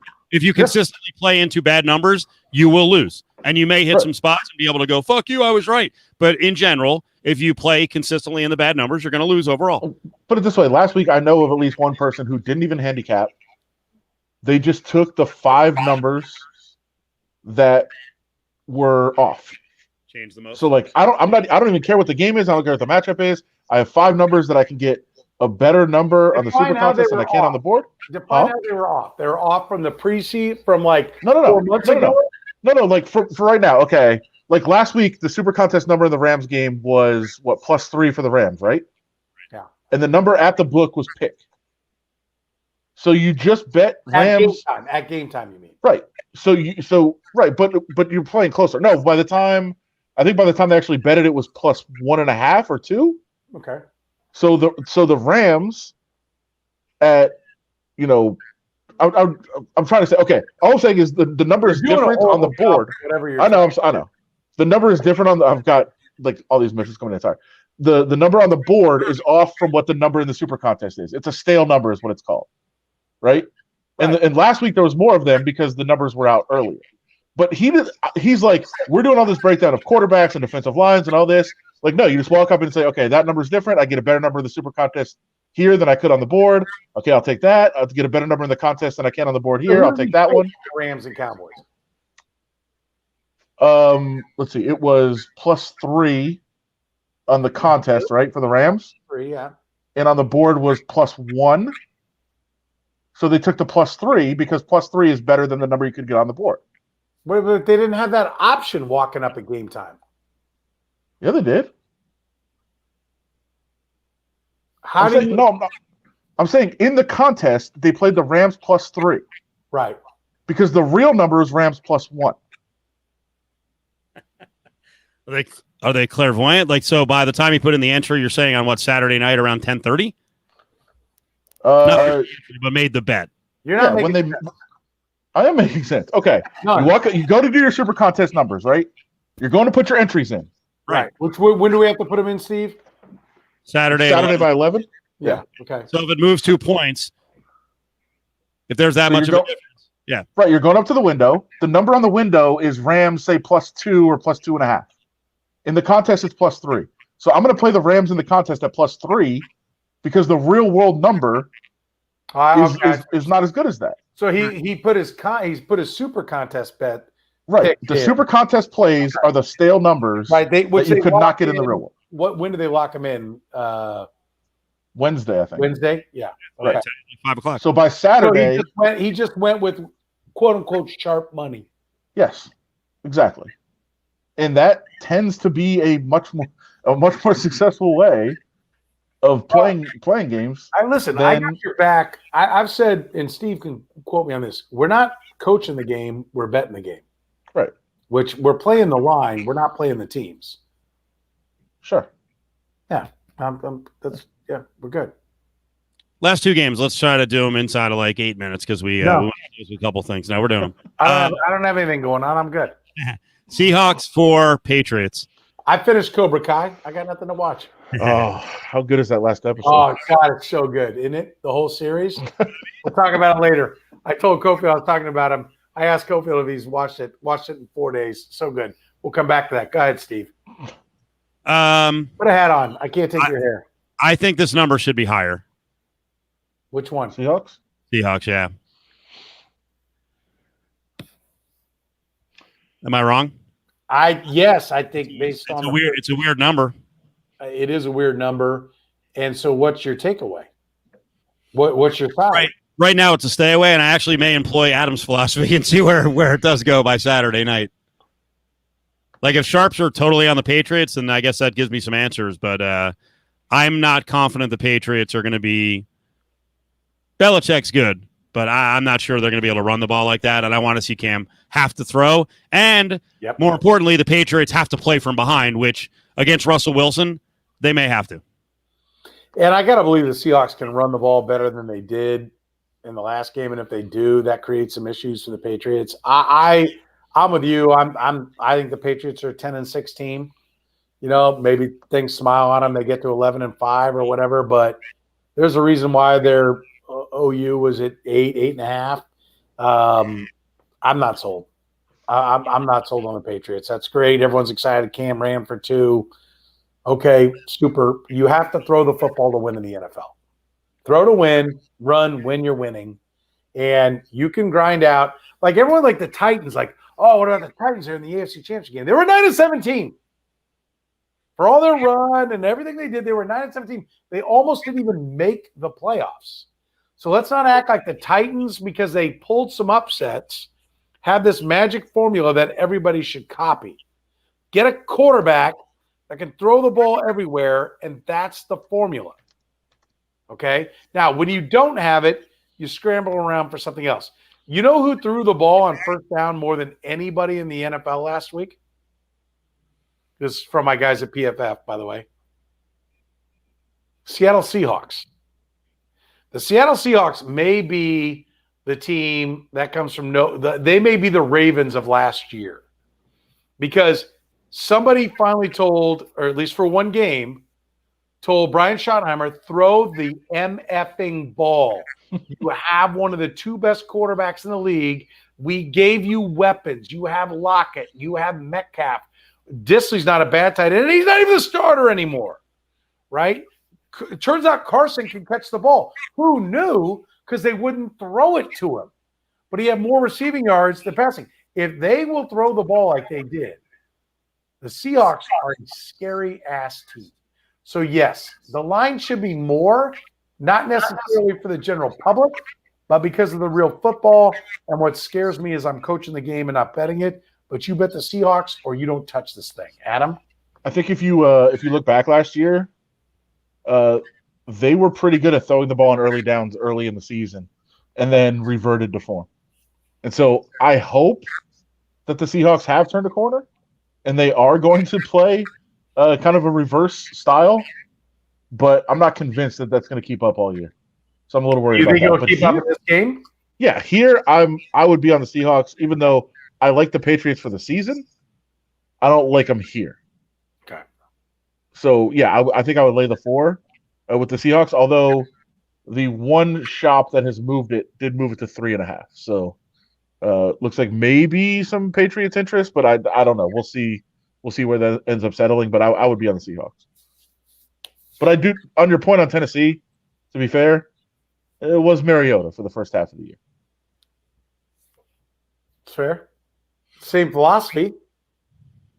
Sure, but I mean, they were a different team by the end of the year than they were the first. Yeah, because half. the problem here's the problem, and why they were sitting in the mud with the Broncos. Go back and look at the playoffs. Like every time when they got up on the Ravens, Derrick Henry had like 9 yards rushing. right? They got a turnover, and their quarterback threw the ball into the end zone twice.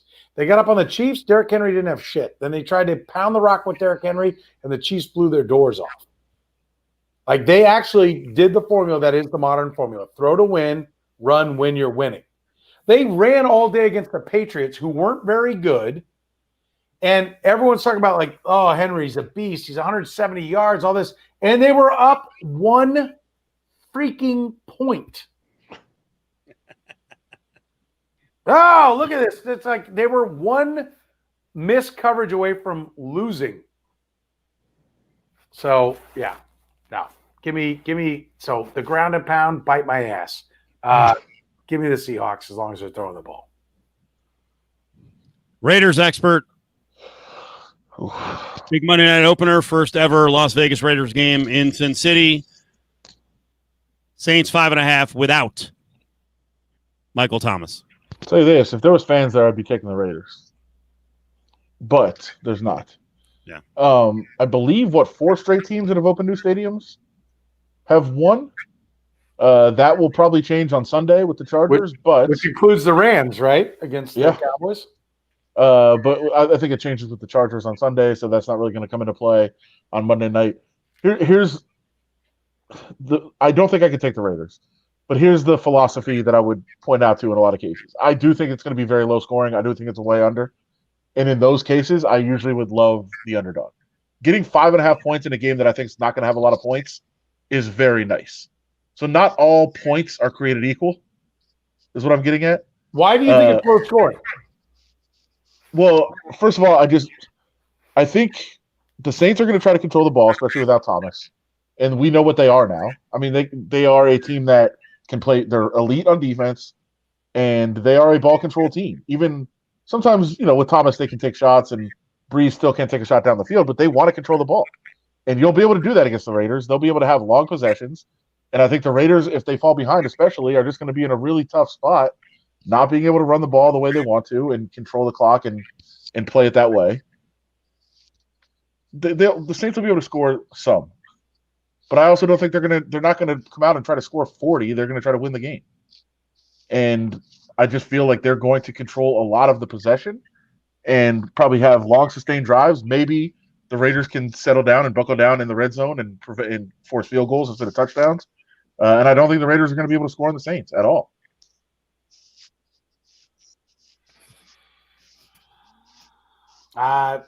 Give me the Raiders. I mean, I'm taking it all in, but give me the Raiders.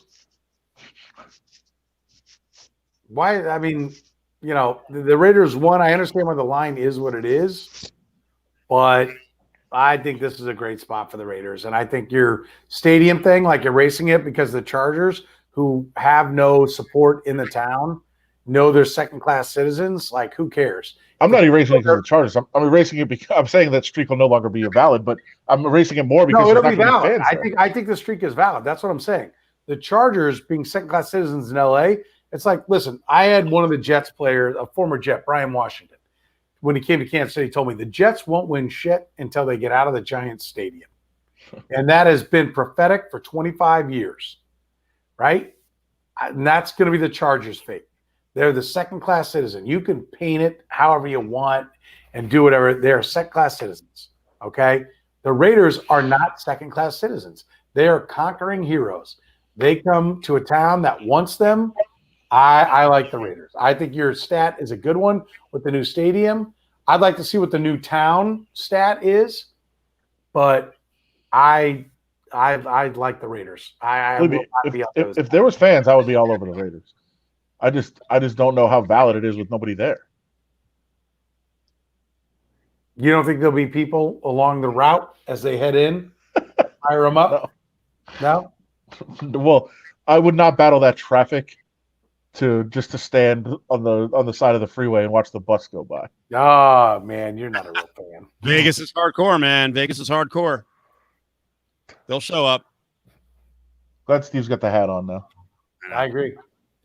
I would have been much sharper with the goddamn hat on, but with that baseball hat on, everything was sapped from my brain. No hardcore analysis. All right, let's go. Soren, where is the I think this is right up your alley. because you're a high standards guy. You're a highfalutin guy. You will call people on the carpet if they've effed up or it's beneath your standards. We know that. Light on the ice. Light on the ice. God damn it. There's been more than a few Taco Bell drive-through workers. Not for a long time. I've given up on that franchise. I felt the wrath the other night. I'll take 17 egg white egg McMuffins. Get it right. They dropped the egg white. They don't see me anymore either. Yeah. Also, got rid of breakfast all day. That's a real disaster. What are they doing? They clearly 2020, man. That ass in there. Yeah. I usually hate travel comments on Twitter and social media, but here's a caddy who's at the U.S. Open. And first of all, bro, turn the phone sideways. Come on. We're past this bullshit. He got booted from his Airbnb in Westchester County. Right, Adam? Not Long Island? Yeah, you had it. I did not know that knowledge. Well, the problem was... Are you from Long Island? No, the tournament's there. Didn't we establish you're from Long Island, though? Oh, yeah. Yeah. True. It's called a callback for those that joined us late. Good. Solid. The problem, well, the mini problem is... you trying to talk and play a video? That's one of them. I got the video up. No, is the fact that my co-hosts have a habit of not recognizing that I know nothing now, and I'm diminishing every day, and they love to throw stuff at me like, yeah, this is the case, right? Or they're like asking me a question like, I don't know the fucking answer either. So Adam today was like, where is Mamaroneck in New York? And he's like, Long Island. And I'm like, I just look at him. I'm like, stop asking me. I don't know. What is it, outside Syracuse? No, it's Westchester. It's right there. It's close. It's relatively close, whatever. So anyway, dumb note, but I just want to pull back the curtain how many times, especially Von Tobel does. And I just look at him. I'm like, don't know. I end up doing it to you because you do it to me a lot. And I'm just like, yeah, I don't know. Justin Watkins did it to me today on Zach Whitecloud's age, which I actually know that he's 23. And he's like, he's 20, right? And I was like, yeah, he's 23. I'm such an idiot. But I just left it out there that he's 20. Caddy gets booted from Airbnb. He's got to stay at this. It appears to be. I mean, the door looks okay. Looks like a fresh coat of paint behind him. But this is quite the hotel the motor allowed you staying at. Hello, everyone. Gino Benelli here, coming at you with an episode of Caddy Cribs Major Championship Edition. I wanted to show you around my place a little bit here from the Mamaroneck. Whatever the volume.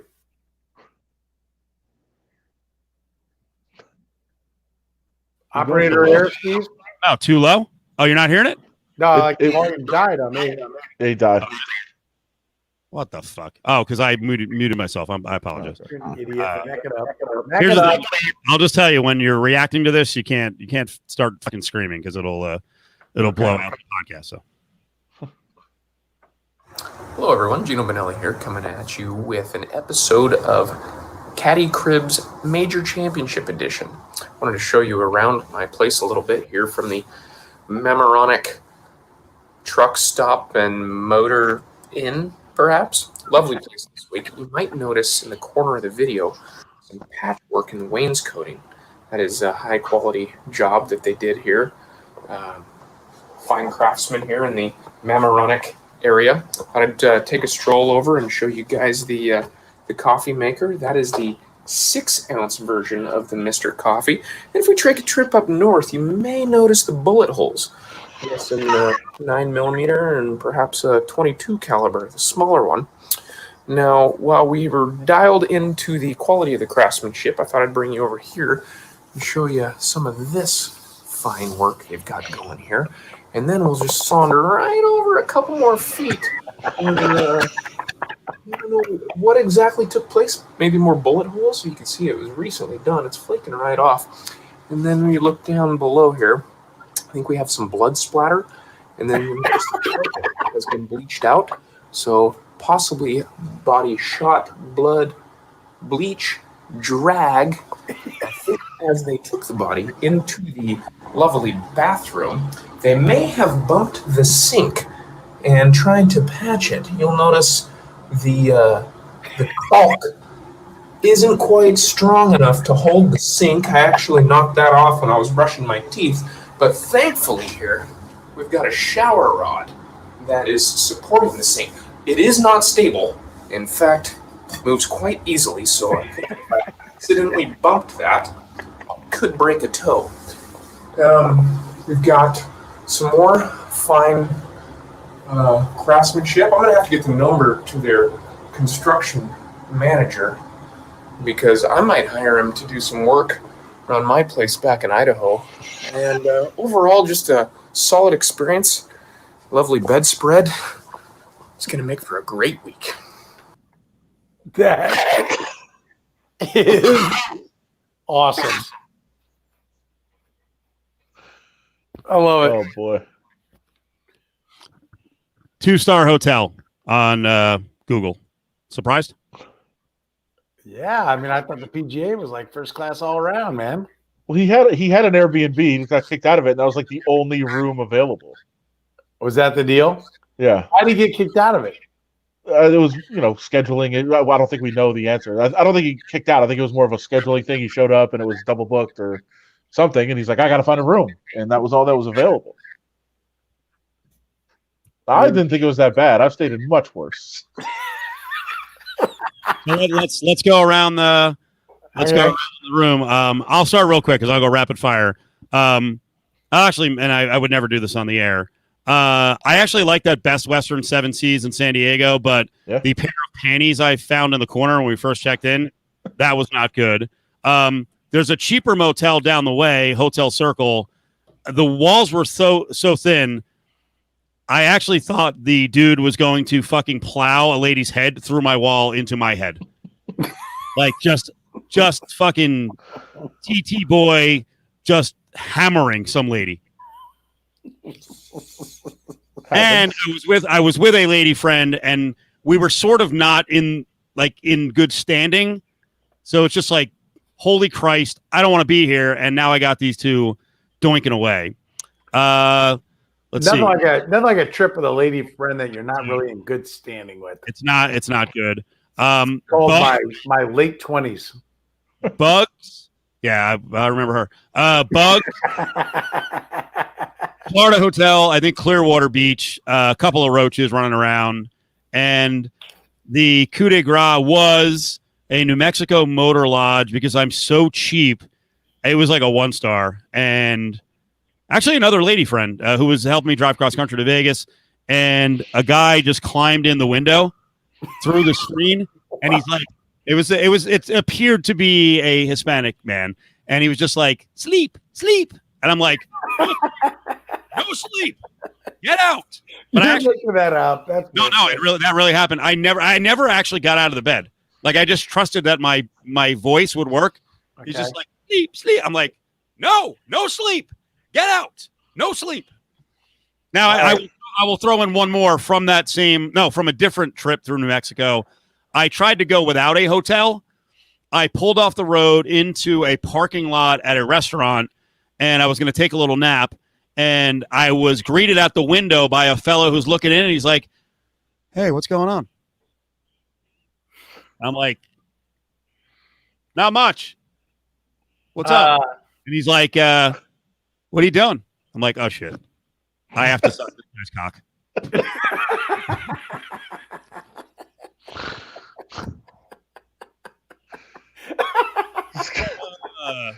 Luckily, you should go last. Adam's got. I can't top that. So if you think you can top it, Adam, I'll go next so you can be the big finish. I ain't got shit compared to that. Yeah. Luckily, he was a smaller man, so it worked out. I told the smaller man as far as you said. What am I gonna do? You wanted it. No, I actually and you know what it was? It was I had that IROC. I had that Camaro, my Jersey Camaro, and he's like, it's pretty hot. It's gotta be a hot guy in that Camaro. Yeah.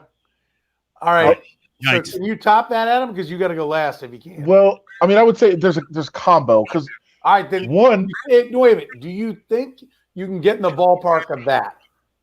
No. I mean, I have to include the Uber ride from the hotel too, which is hilarious. Here's what I'm thinking. There's an Airbnb in Tijuana that you have hit that's going to top us all. Who would Airbnb that? Stop it. I don't know. I don't know what you do in Tijuana. I don't want to know what you do in Tijuana. I will tell you, I've got that's funny. I've got like 4 candidates, and I'll just give you the reason for each candidate. One, my wife decided before we took a 3-day Disney cruise, we don't like the Disney cruise is so damn expensive. Let's not waste money that one night we got to stay in Cape Canaveral. And it's not easy to take your 2 kids into a room and say, we're sleeping here and we're all breathing the scent of ass. Okay.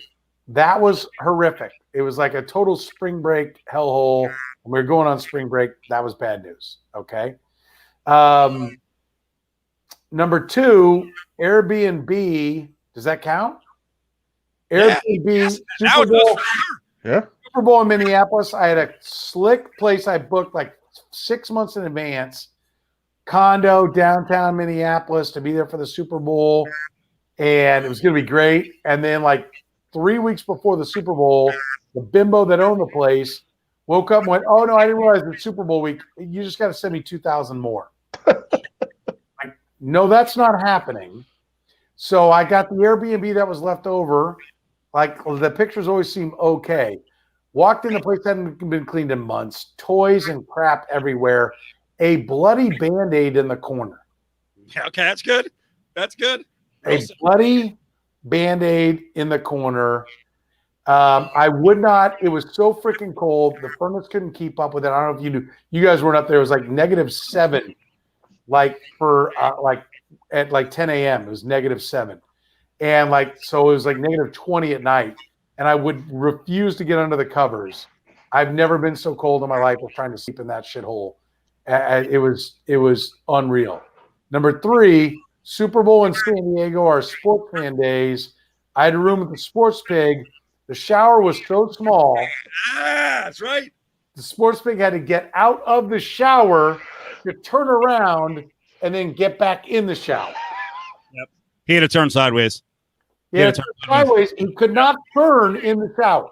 He couldn't turn in the shower. You know what's funny? You read my mind because I was going to come over the top on both of you and tell you how many times I had to stay with Pig in the same room. And between the snoring, because he's a fat guy, he snored, and the smell, unbelievable. And that actually did not make my list.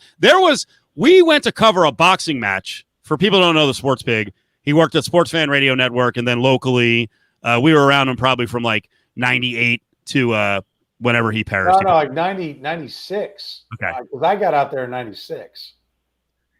We covered a fight in Atlantic City, and I don't know what happened on the plane, but I think he shit himself. We came out to get the baggage, and I'm like, dude, what's happening?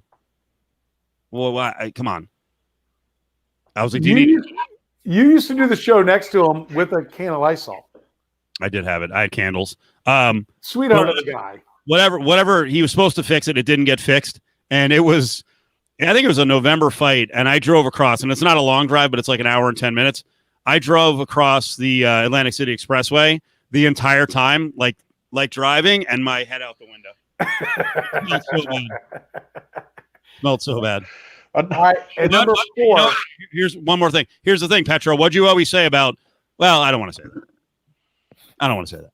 You know what I'm saying? All right. No, keep going. Number 4, again, Super Bowl, Tampa, Bucks, Ravens, whatever year that was. Ybor City, they combined. I don't know if there's a hurricane. I don't know what happened. Oh, they decided to be a good idea to combine their Gasparilla Festival, which is the Festival of the Pirates, which is like their whatever New Orleans does, the Mardi Gras, with the Super Bowl. Let's do it all together. So everybody goes down to Ybor City, which is the hot bar area. It's the Bourbon Street of Tampa, and then like there's so many people there. Everyone wants to get out. No cabs to be had, right? No cabs to be had. I end up having to pay $100, like back then, like I don't know, $200 to a limo driver. I'm like, you got to take me to this hotel. He goes, I got a fare. I go, I'll give you $50. He goes, no. I said, I'll give you $100. No, I'll give you 200. Okay. But if they call me and tell me I got to go, you got to get out wherever that call comes in. I'm like, let's roll the fucking dice. Let's go. Because there were no shit 1,000 people waiting on the off ramp for cabs to get out of there. I'm like, I'm never getting out of it. There were fights breaking out everywhere for a cab when it pulled down there. I'm like, okay, let's go. I'll roll the dice. I'm going. I'm like, come on. Headed towards my hotel, back over by the NFL hotels. Call comes. Guy's like, gotta go. I'm like, son of a bitch. He goes, I'll give you $100 back. I go, okay. So he gives me $100. I'm out. I walk like 3 blocks, and there's the Roach Motel, and I am bombed and tired. And I'm like, whatever, do you got a room? They're like, yeah. It was the biggest shithole ever. And I slept, and I woke up at like 8 a.m., and then I hitchhiked a ride to the friggin' NFL hotel. So those are my 4 worst hotels. You pick. I wonder if that motel was the same as my worst, because it's also Tampa, which is great. So the best part of the story is the ride from the hotel. But I got an assignment. The Lightning were playing the Capitals Game 7 when the Knights ended up making the final. So the Knights are already in the final, and the Capitals are playing the Lightning in Tampa in a Game 7. So the winner is going to play the Knights. So my bosses are like, go to the game. I'm like, it's tonight. This is like 8 a.m. I was like, it's tonight. They're like, get a plane, go. I was like, okay. So I was like, I'm just going to get on a plane. When I land, I'll just go on like hotels.com or Expedia, just book a room, whatever. So I land. I'm waiting for my bag. I'm like, all right, I'm going to book a hotel. There's nothing. So I called up like the closest hotel, and they were like, yeah, there's a military convention. There's not a room within like 100 miles of here. Oh, God. So I was like, okay, what am I going to do? So I keep looking through these sites. I finally found on like one of the, Hotel Tonight, whatever it was, this absolute dump. And I could tell from everything, the reviews were terrible. The hotel was terrible. I was like, I'm here for one night. I don't care. I'm just going to go. So I get an Uber. I go to the hotel. Said there was a turd on the pillow. That did not deter you. I had no options. Like, I was going to sleep at the airport otherwise. So I was like, I've been in some bad hotels. I'm sure I can handle it. Steve knows I've been in some disasters. Whatever, I can handle this. So I get there. The lady at the front desk goes, are you sure you're in the right place? And I was like, this can't be good. So I check in. I start walking to the room. There's a pool on the right-hand side as you walk down. I'm like, oh, there's a pool. That's nice. I look. It's destroyed. Like, they had brought a truck in and just knocked out the pool. It's not even the shape of a pool anymore. There's just concrete everywhere. It's a disaster. That's not a good sign. I get to the room. I look in. They're remodeling. Yeah, sure. I'm sure they were. It's a first floor room. I walk in, and immediately I just said, I can't do this. This place is awful. Like, I have been in awful places, but I can't do this. So I sit in the chair because I figured the chair was the safest. It's not like a nice chair. It's like a desk chair. So I'm like, it can't be that bad. I sit in there. I start doing some work, and I'm like, I'm just going to doze off in this chair. I'm not getting in the bed. There's no way. And then I realized there's a lot of noise coming from like what would be the balcony in a normal room, the sliding glass door. So I walk over. I start to open it. It is literally, this is not an exaggeration or like a term. It is literally a crack alley. There's cars up and down. There's all kinds of deals going on. And I was like, this is not good. By the way, for reference, I know Steve is kind of from there. It was at Busch Gardens, I guess, like around the corner from it, which, as I've come to find out, is not a very good area at all. It was horrific. But the best part is I finally get through the night. I'm exhausted, obviously. I didn't really sleep. It was so bad. I get an Uber to go to the arena. Oh, so Tars, it was the day before the game is what it was. So I did have to sleep there one night. I had the one night. The game is the next day.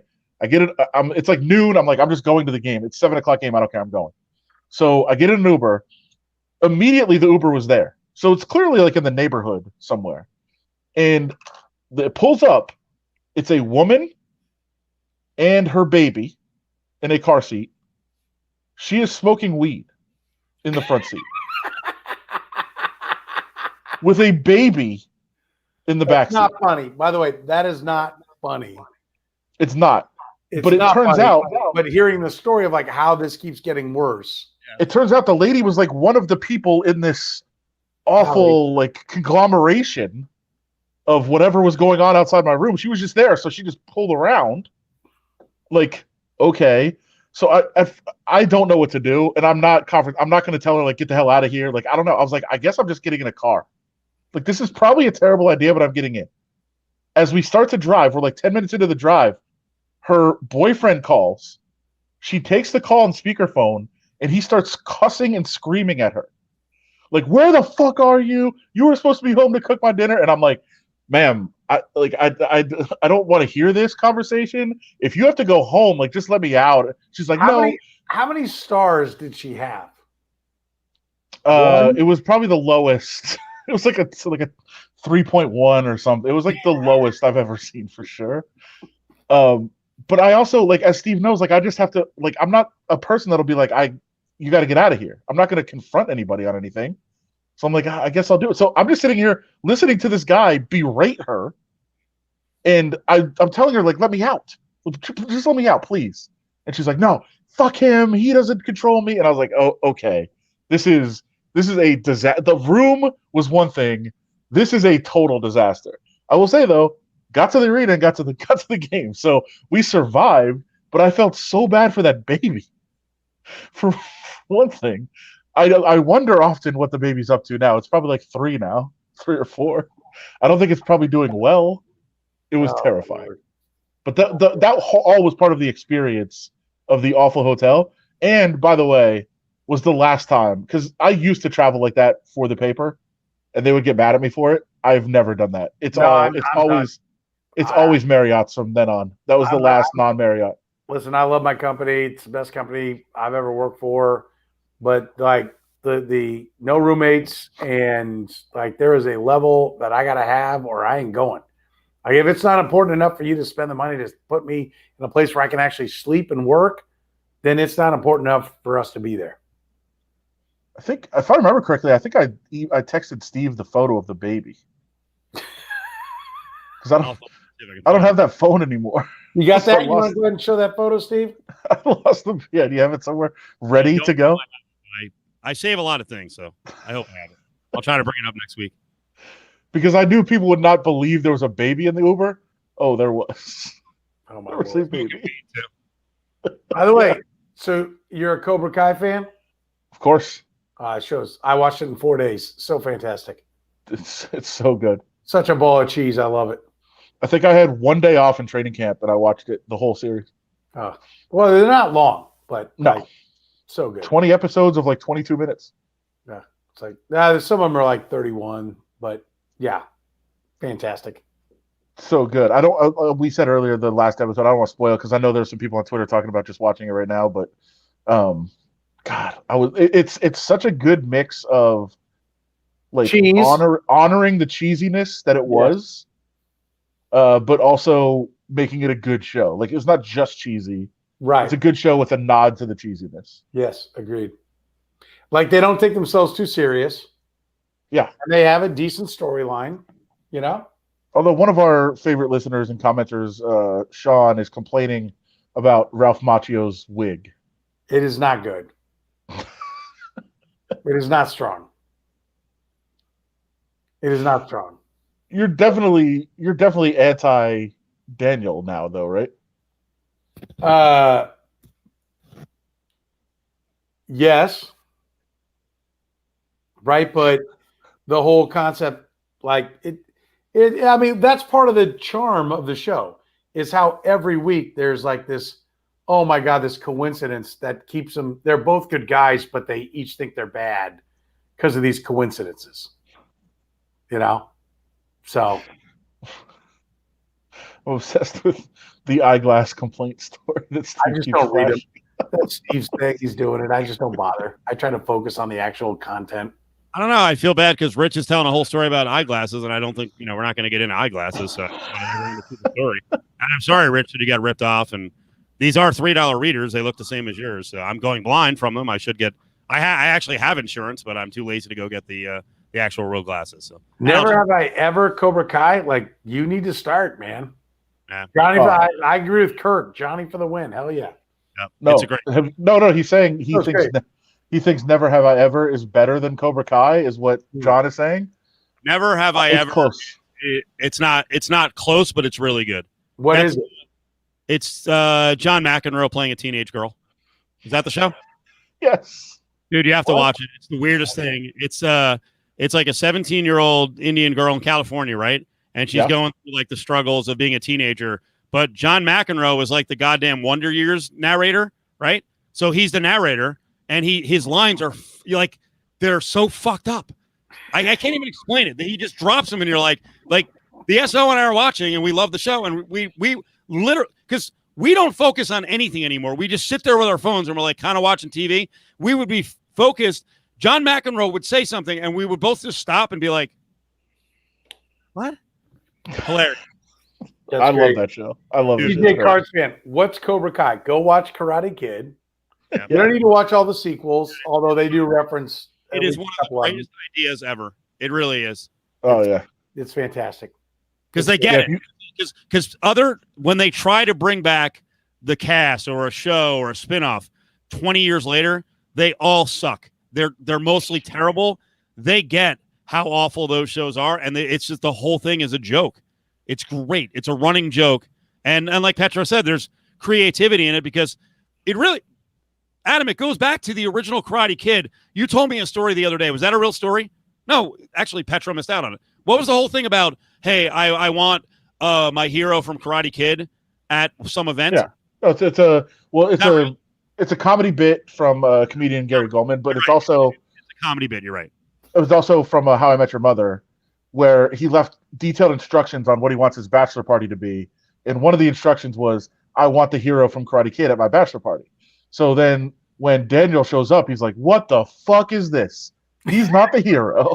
And they do a whole thing that like Johnny was the hero and all these other things, and then Cobra Kai kind of absolutely pays tribute to that, with Johnny telling his side of the story of like what really happened.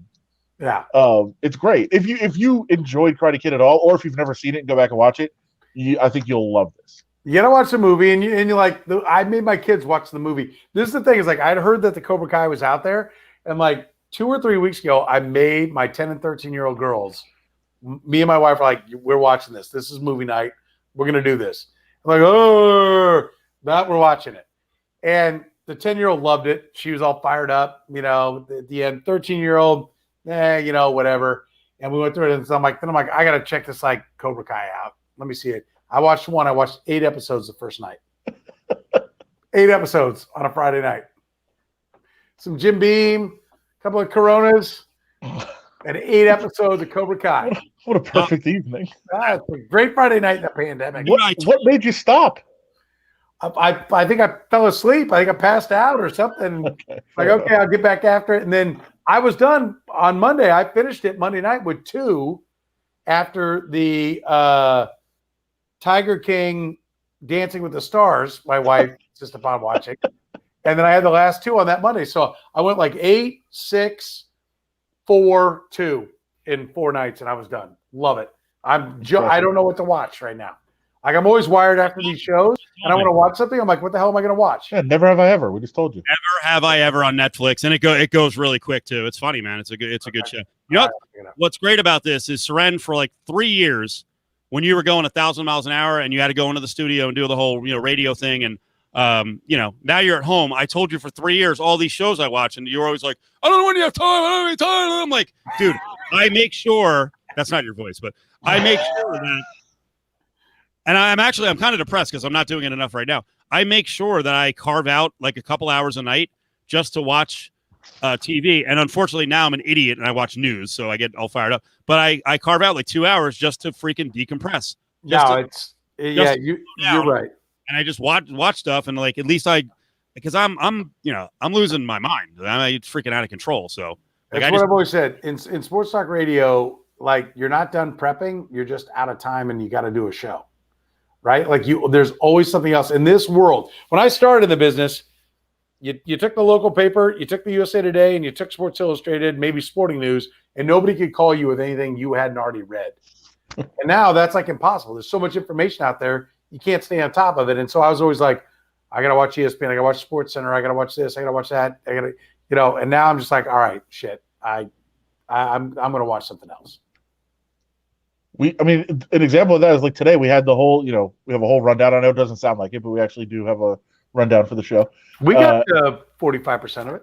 No, I mean on our show, on the Daily Show, and everything. We have everything to talk about. And literally, it's like 20 minutes into the show, and we both get a flash on our phone like, college basketball has a date now, and they're going to start playing. We're like, okay, but we didn't. There's not even time to like work that in. You're just like, all right, I guess that's something we have to talk about tomorrow. I guess. Yep. Crazy.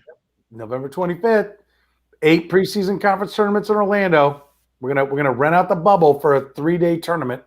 Maui Invitational in Asheville, North Carolina. Is that where it is? It's the rumors. Yeah. Oh God. Yeah, they moved it, so no Maui trip. I love the Maui trip. By the way, that's the best sports trip. Believe me, before the pandemic, UNLV was set within 3 weeks to go to Honolulu for football, and then back it up like 2 weeks later in Maui.